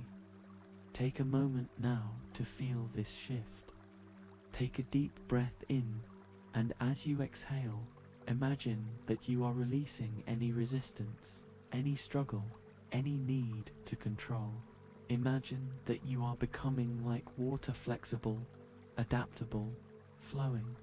Breathe in and out. Let go and flow. Notice how this feels. Notice the sense of peace, of ease that comes from letting go of the struggle. This is the wisdom of water, the wisdom of going with the flow, of trusting the path, of finding strength in flexibility. As you stand up to continue your journey, you take one last look at the stream, watching as it tumbles and dances its way down the mountain. You know that you will carry its wisdom with you, the wisdom of yielding, of adapting, of flowing with life rather than against it. Before we move on to our next story, let's take one more deep breath together. Inhale deeply, feeling the air. Fill your lungs with the wisdom of water, and exhale slowly, releasing any remaining resistance or struggle. Remember the stream and its gentle power, and the lesson that sometimes the best way forward is to let go doubt. Now, let's follow the stream to the edge of a small village, where an old monk sits beneath a large oak tree, watching the leaves fall. There we will learn a lesson about returning to our roots, about finding peace in our true nature, about the beauty of letting go and coming home. But as we go, carry with you the memory of the stream and the truth that flowing with life is always easier than fighting against it.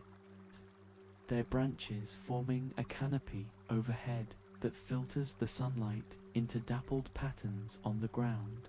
The air is filled with the earthy scent of damp soil and decaying leaves, and the sound of the stream grows softer, merging with the rustle of the wind in the trees and the chirping of birds.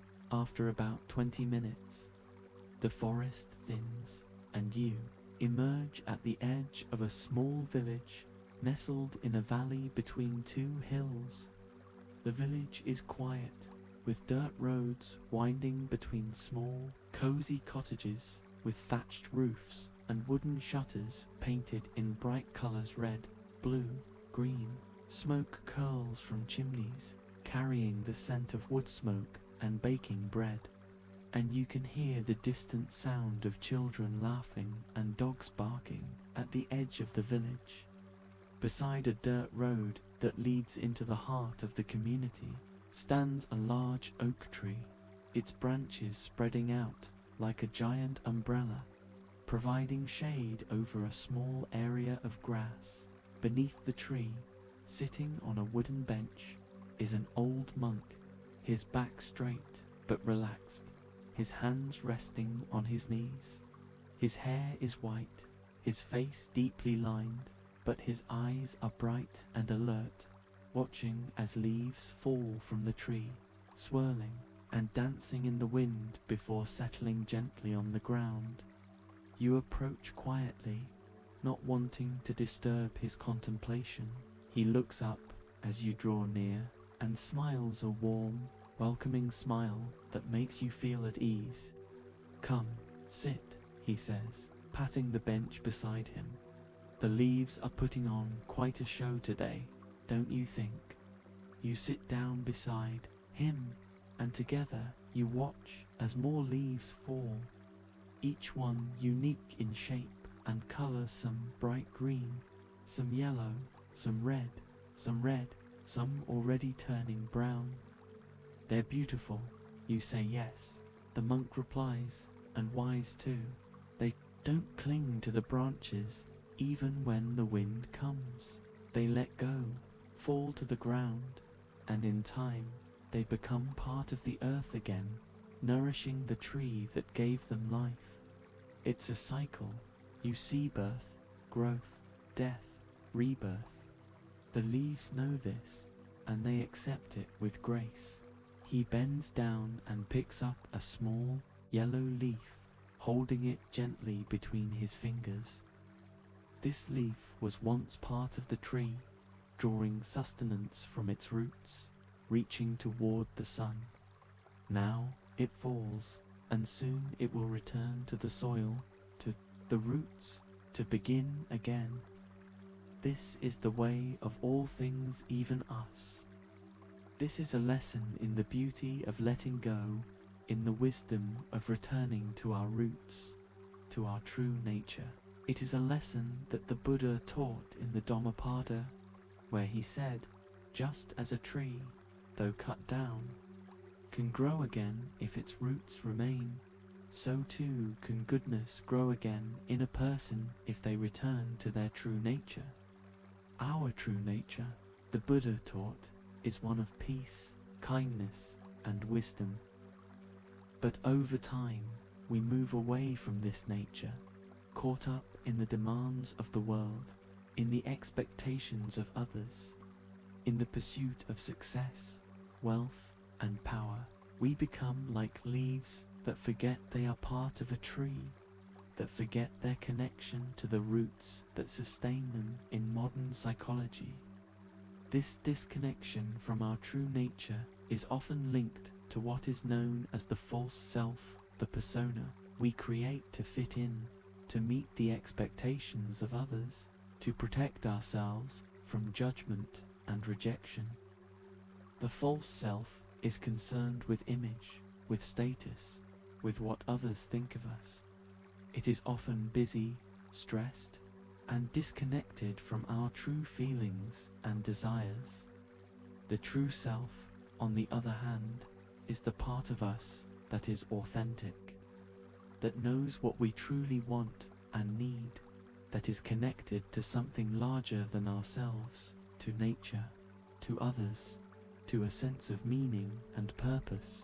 It is the part of us that is at peace, that is content, that is free. The problem is that many of us have become so identified with the false self that we have forgotten the true self exists. We have lost touch with our roots, with the essence of who we are. We are like leaves that have fallen from the tree and don't remember where they came from. But just as the leaves return to the earth, we can return to our true nature. We can let go of the false self, with all its demands and expectations, and reconnect with the part of us that is peaceful, kind, and wise.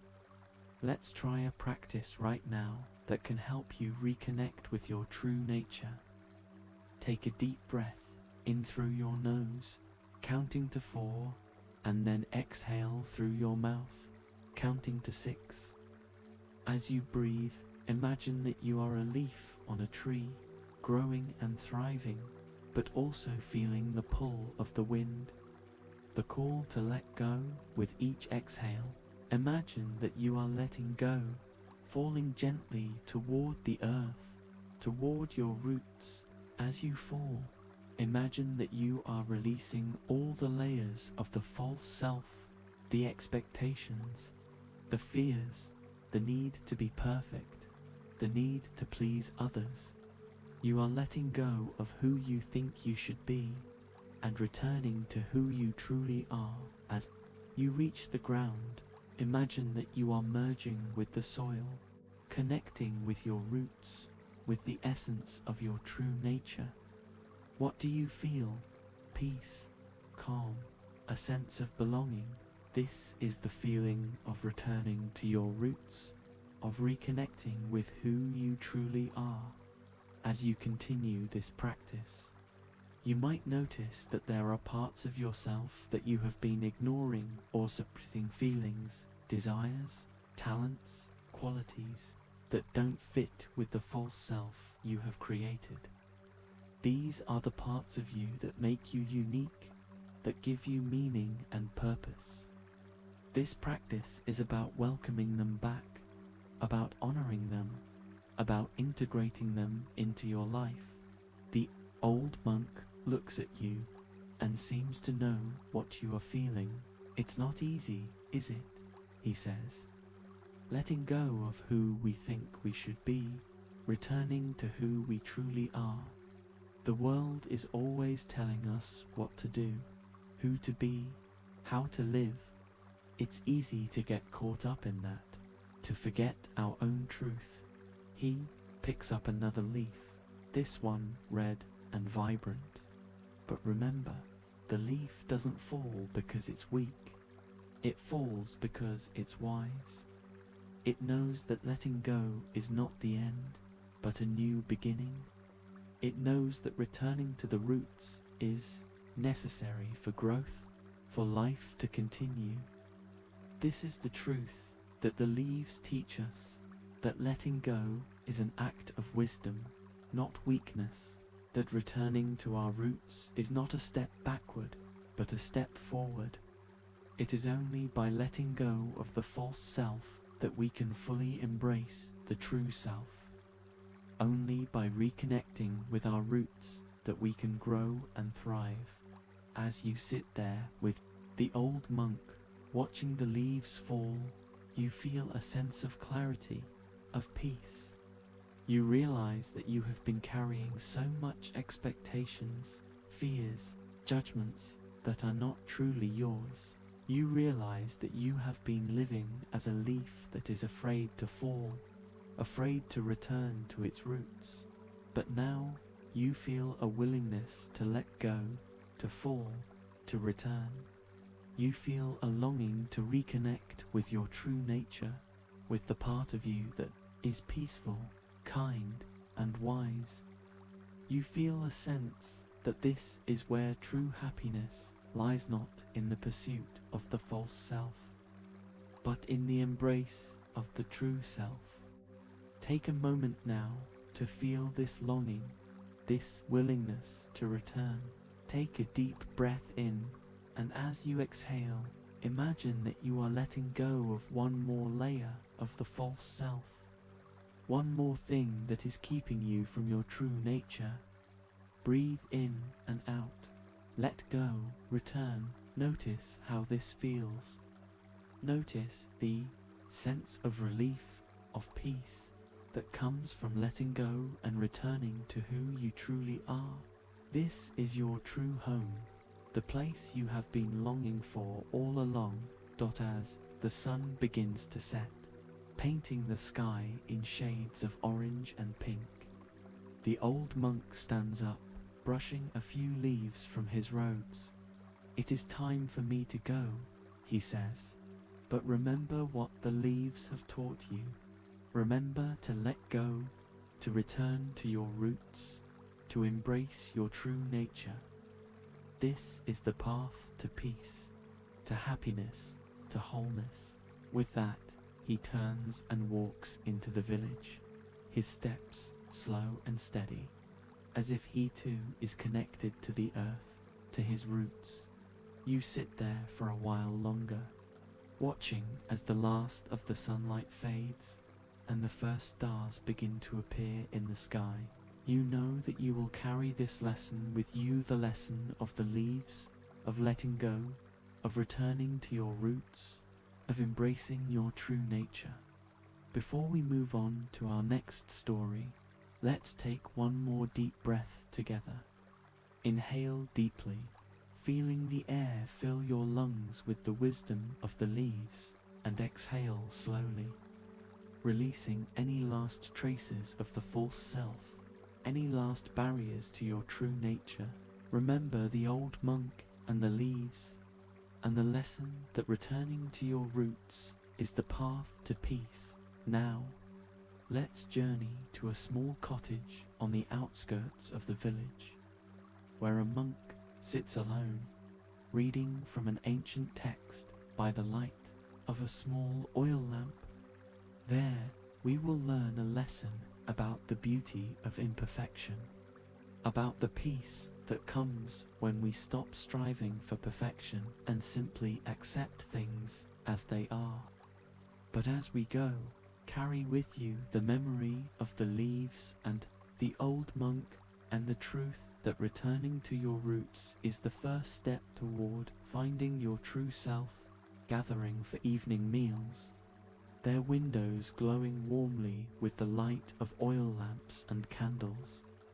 The air is cool now, with a hint of the night to come, and the scent of wood smoke hangs thick in the air, mixing with the sweet aroma of jasmine from a garden you pass by.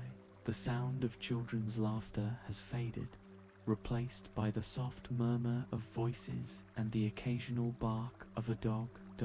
At the edge of the village, where the dirt road turns into a narrow footpath leading back into the fields, stands a small cottage, smaller even than the others, with a thatched roof and a single window facing the road. Through that window, you can see the flicker of a small oil lamp, casting a warm, golden glow onto the path outside. You approach quietly, and as you draw near, you hear a soft voice chanting words in a language you don't understand but that feel ancient and sacred. You peer through the window, and there, sitting cross-legged on a straw mat beside a low wooden table, is a young monk, his head bowed over an ancient text, his finger tracing the characters as he chants. The cottage is sparsely furnished, a mat for sleeping in the corner, a small shelf with a few more texts, and a wooden bowl, and a table where the monk sits. The oil lamp sits on the table beside the text, its flame dancing gently in a slight draught, casting shadows that flicker on the walls. As you watch, you notice that the monk's eyes are growing heavy. His head nods slightly, then snaps back up as he catches himself falling asleep. He blinks hard, rubs his eyes with the back of his hand, and continues chanting, but his voice is slower now, more slurred, and his eyes keep drifting closed. This happens several times. He nods, wakes himself, tries to focus, but the pull of sleep is strong. Finally, he sighs, closes the text, and leans back, staring at the flame of the lamp. "I can't seem to stay awake," he says to himself, his voice soft with frustration. "I wanted to finish this chapter tonight, but my body won't cooperate." He sits there for a moment, his brow furrowed with disappointment. Then something seems to shift in his expression. His shoulders relax, his forehead smooths, and a small smile tugs at the corners of his mouth. "Ah, attachment," he says quietly. "I am attached to staying awake, to finishing the chapter, to being productive. But sleep is just as natural as wakefulness, just as much a part of life. Why should I fight it?" With that, he stands up, blows out the lamp, and lies down on the mat, pulling a thin blanket over himself. Within moments, his breathing slows, deepens, and he is asleep. This is a lesson in non-attachment to outcomes, to states of being, to our ideas of how things should be. It is a lesson that the Buddha taught in the Anapanasati Sutta, where, he said, when a monk is practicing mindfulness of breathing, he abandons craving for the pleasures of the flesh. He abandons craving for existence. He abandons craving for non-existence. Non-attachment does not mean that we don't care about things, or that we don't have goals or desires. It means that we don't cling to them, that we don't let them control us, that we accept whatever comes without judgment or resistance. It means being like the monk, who wanted to finish reading but was able to let go of that desire when he realized it. was causing him suffering. Nowhere is this lesson more relevant than in our relationship with sleep. So many of us struggle with insomnia, not just because we can't fall asleep, but because we become attached to the idea of falling asleep, because we panic when we can't, because we see wakefulness at night as a failure. This is what psychologists call the performance anxiety of sleep. We put so much pressure on ourselves to fall asleep, to get a certain number of hours, to perform well at sleeping, that we create stress and tension that make it even harder to fall asleep. We become like the monk, fighting against the natural rhythm of our bodies, instead of working with it. The irony is that sleep is a natural process, like breathing or digestion. We don't have to make it happen. Our bodies know how to sleep. The problem arises when we interfere with that natural process, when we try to control it, when we become attached to a certain outcome. So how do we let go of this attachment, this need to control sleep? It starts with accepting wakefulness as a natural part of the cycle, not as a failure. It means being like the monk who recognized that sleep was coming and let it come, instead of fighting against it. Let's try a practice right now that can help you let go of attachment to sleep. Whether you're struggling to fall asleep right now or just want to cultivate a healthier relationship with sleep, take a deep breath in through your nose, counting to 4, and then exhale through your mouth, counting to 6. As you breathe, remind yourself that sleep is natural, that your body knows how to sleep, and that whether you're asleep or awake right now is okay. If you're feeling sleepy, let yourself drift towards sleep, but don't cling to it. If you're awake, be awake without frustration or panic. Just be with whatever state you're in, without judgment. Notice the sensation of your breath, the feeling of your body against the mattress, the sounds around you. If thoughts of sleep arise, I need to fall asleep, I'll be tired tomorrow, why can't I sleep? Acknowledge them, then gently return your attention to the present moment, to the sensations in your body, to the sound of your breath. This practice is about trusting your body, trusting the natural rhythm of sleep and wakefulness, and letting go of the need to control. It's about being like the monk who was able to let go of his attachment to reading and embrace sleep when it came. As you continue this practice, you might notice that the pressure to fall asleep eases, that you feel more relaxed, whether you're asleep or awake. This is because you're no longer fighting against the natural process, no longer creating stress and tension that interfere with sleep. The young monk sleeps peacefully through the night, and when he wakes at dawn, he feels rested and refreshed. He sits up, stretches, and smiles as he looks at the text he didn't finish the night before. He picks it up, but instead of feeling frustrated that he didn't finish, he feels grateful for the rest he got. He knows that there will be time to finish the text today, and that even if there isn't, it's okay. Some things can wait.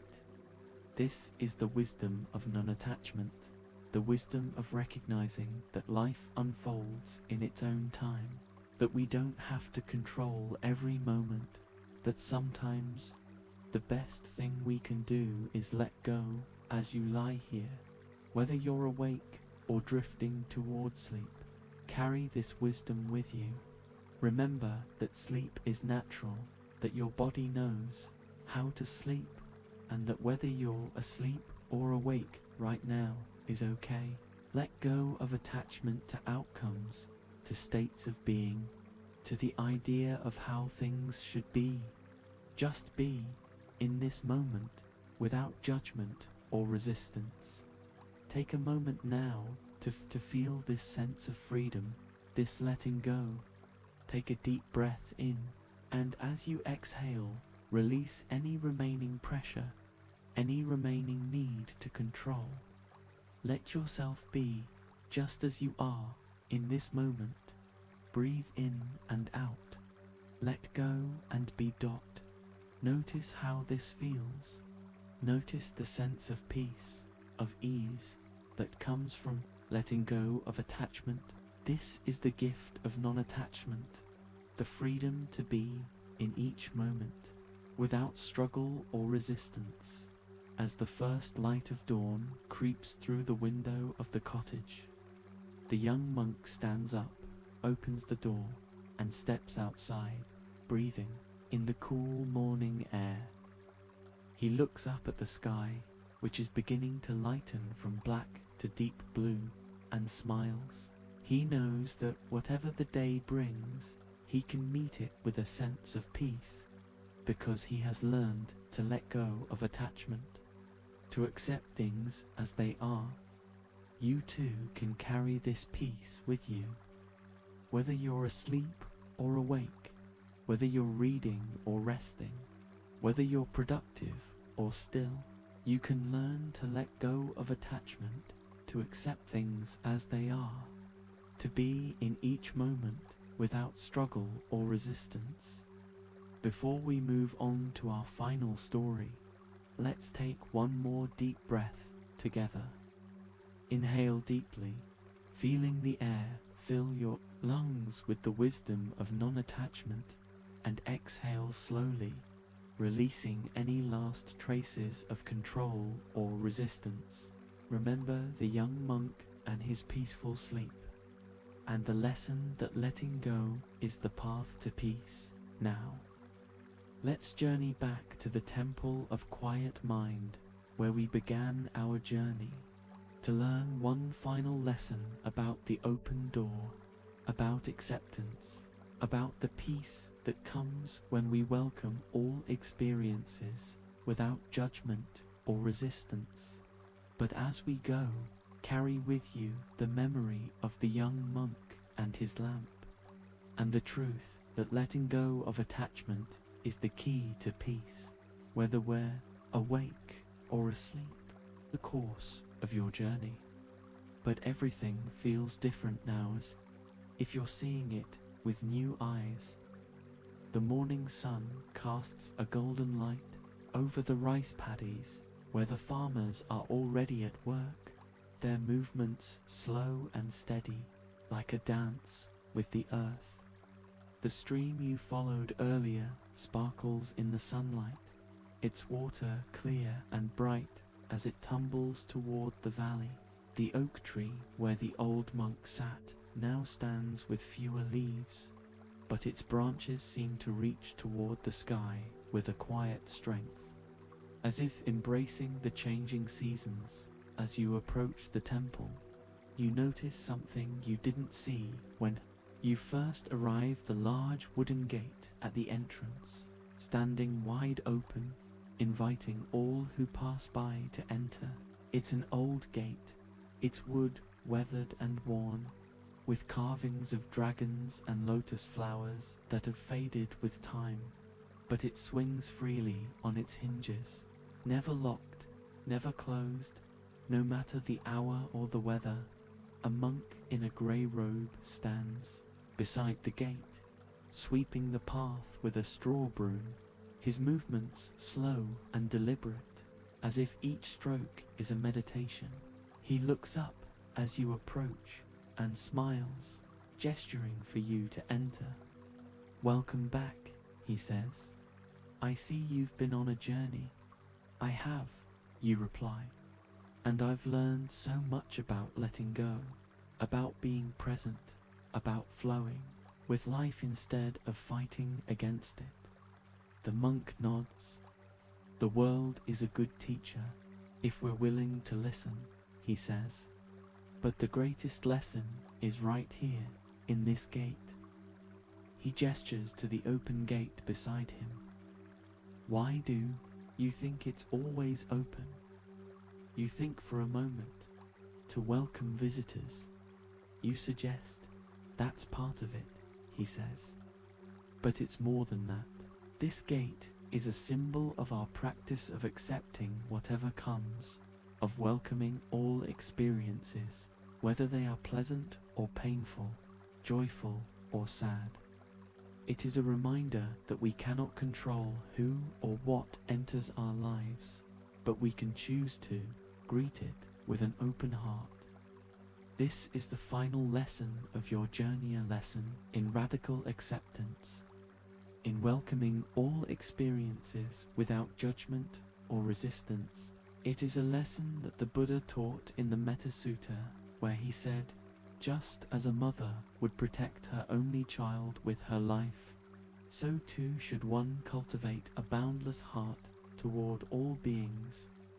Radical acceptance does not mean that we approve of everything that happens, or that we don't take action to change the things we can.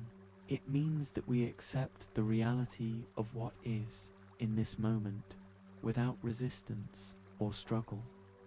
It means that we greet each experience, whether it's joy, sorrow, anger, fear, or peace, with an open heart, knowing that all things are impermanent, that all things will pass, and that each moment is an opportunity to practice presence and compassion.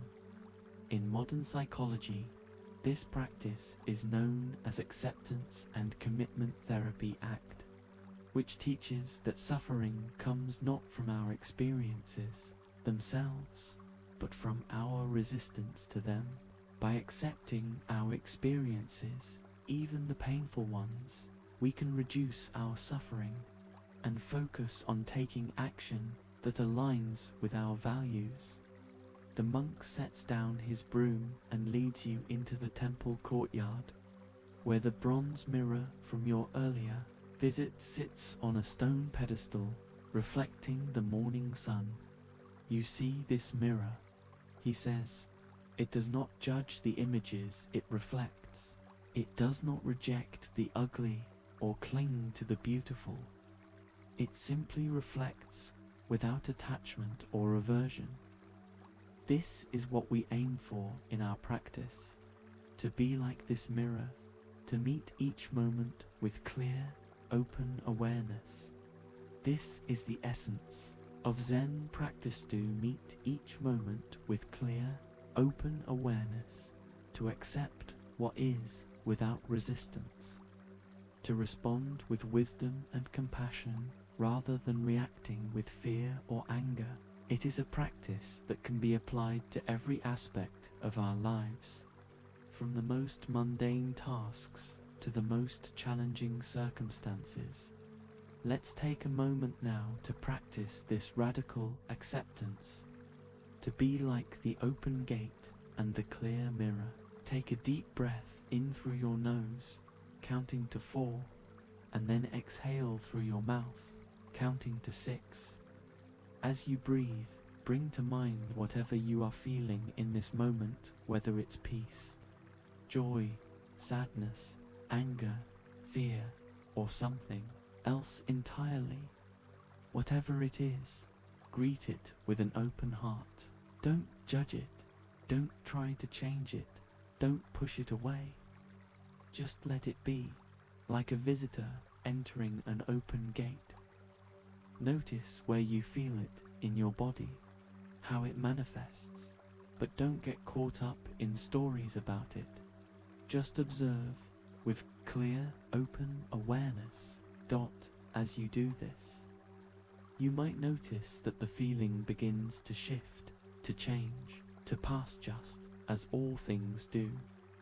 This is the nature of emotion, of sensation, of life itself, constant change, constant flow. By accepting what is in this moment, we free ourselves from the suffering of resistance, and we open ourselves to the peace that comes from being fully present. The monk leads you to a small garden in the center of the courtyard. where a lotus flower is blooming in a stone basin. Its petals are pink and white, delicate and beautiful, rising from the murky water below. The lotus grows in mud, the monk says, but it is not stained by it.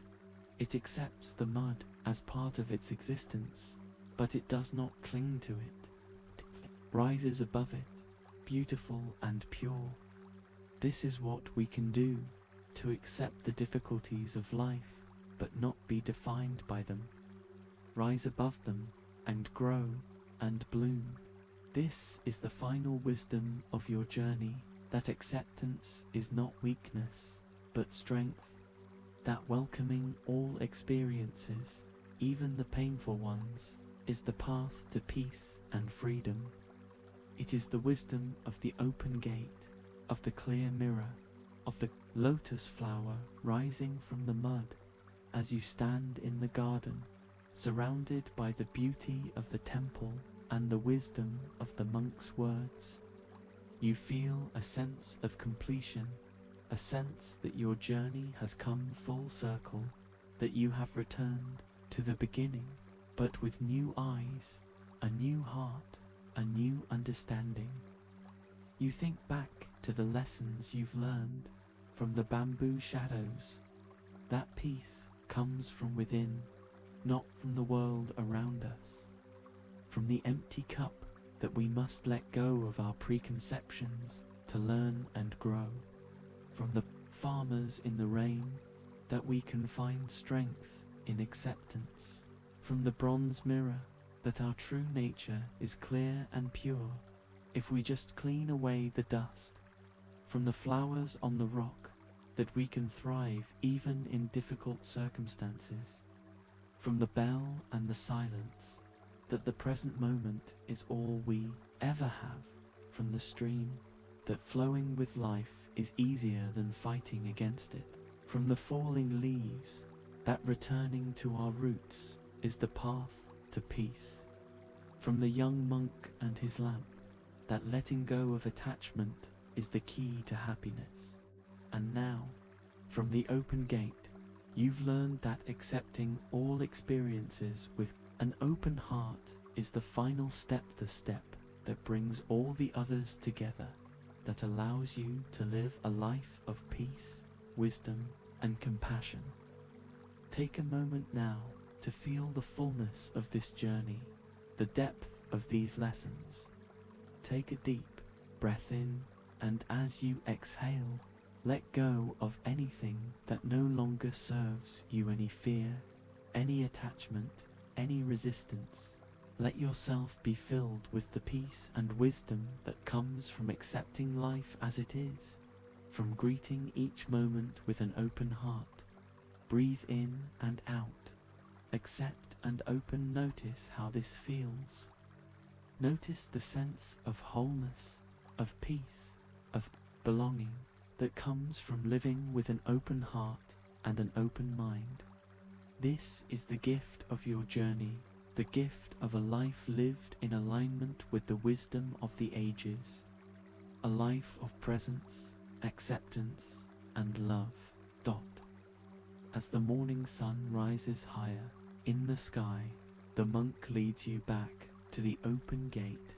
It is time for you to go, he says, but remember, this gate is always open, and so is your heart.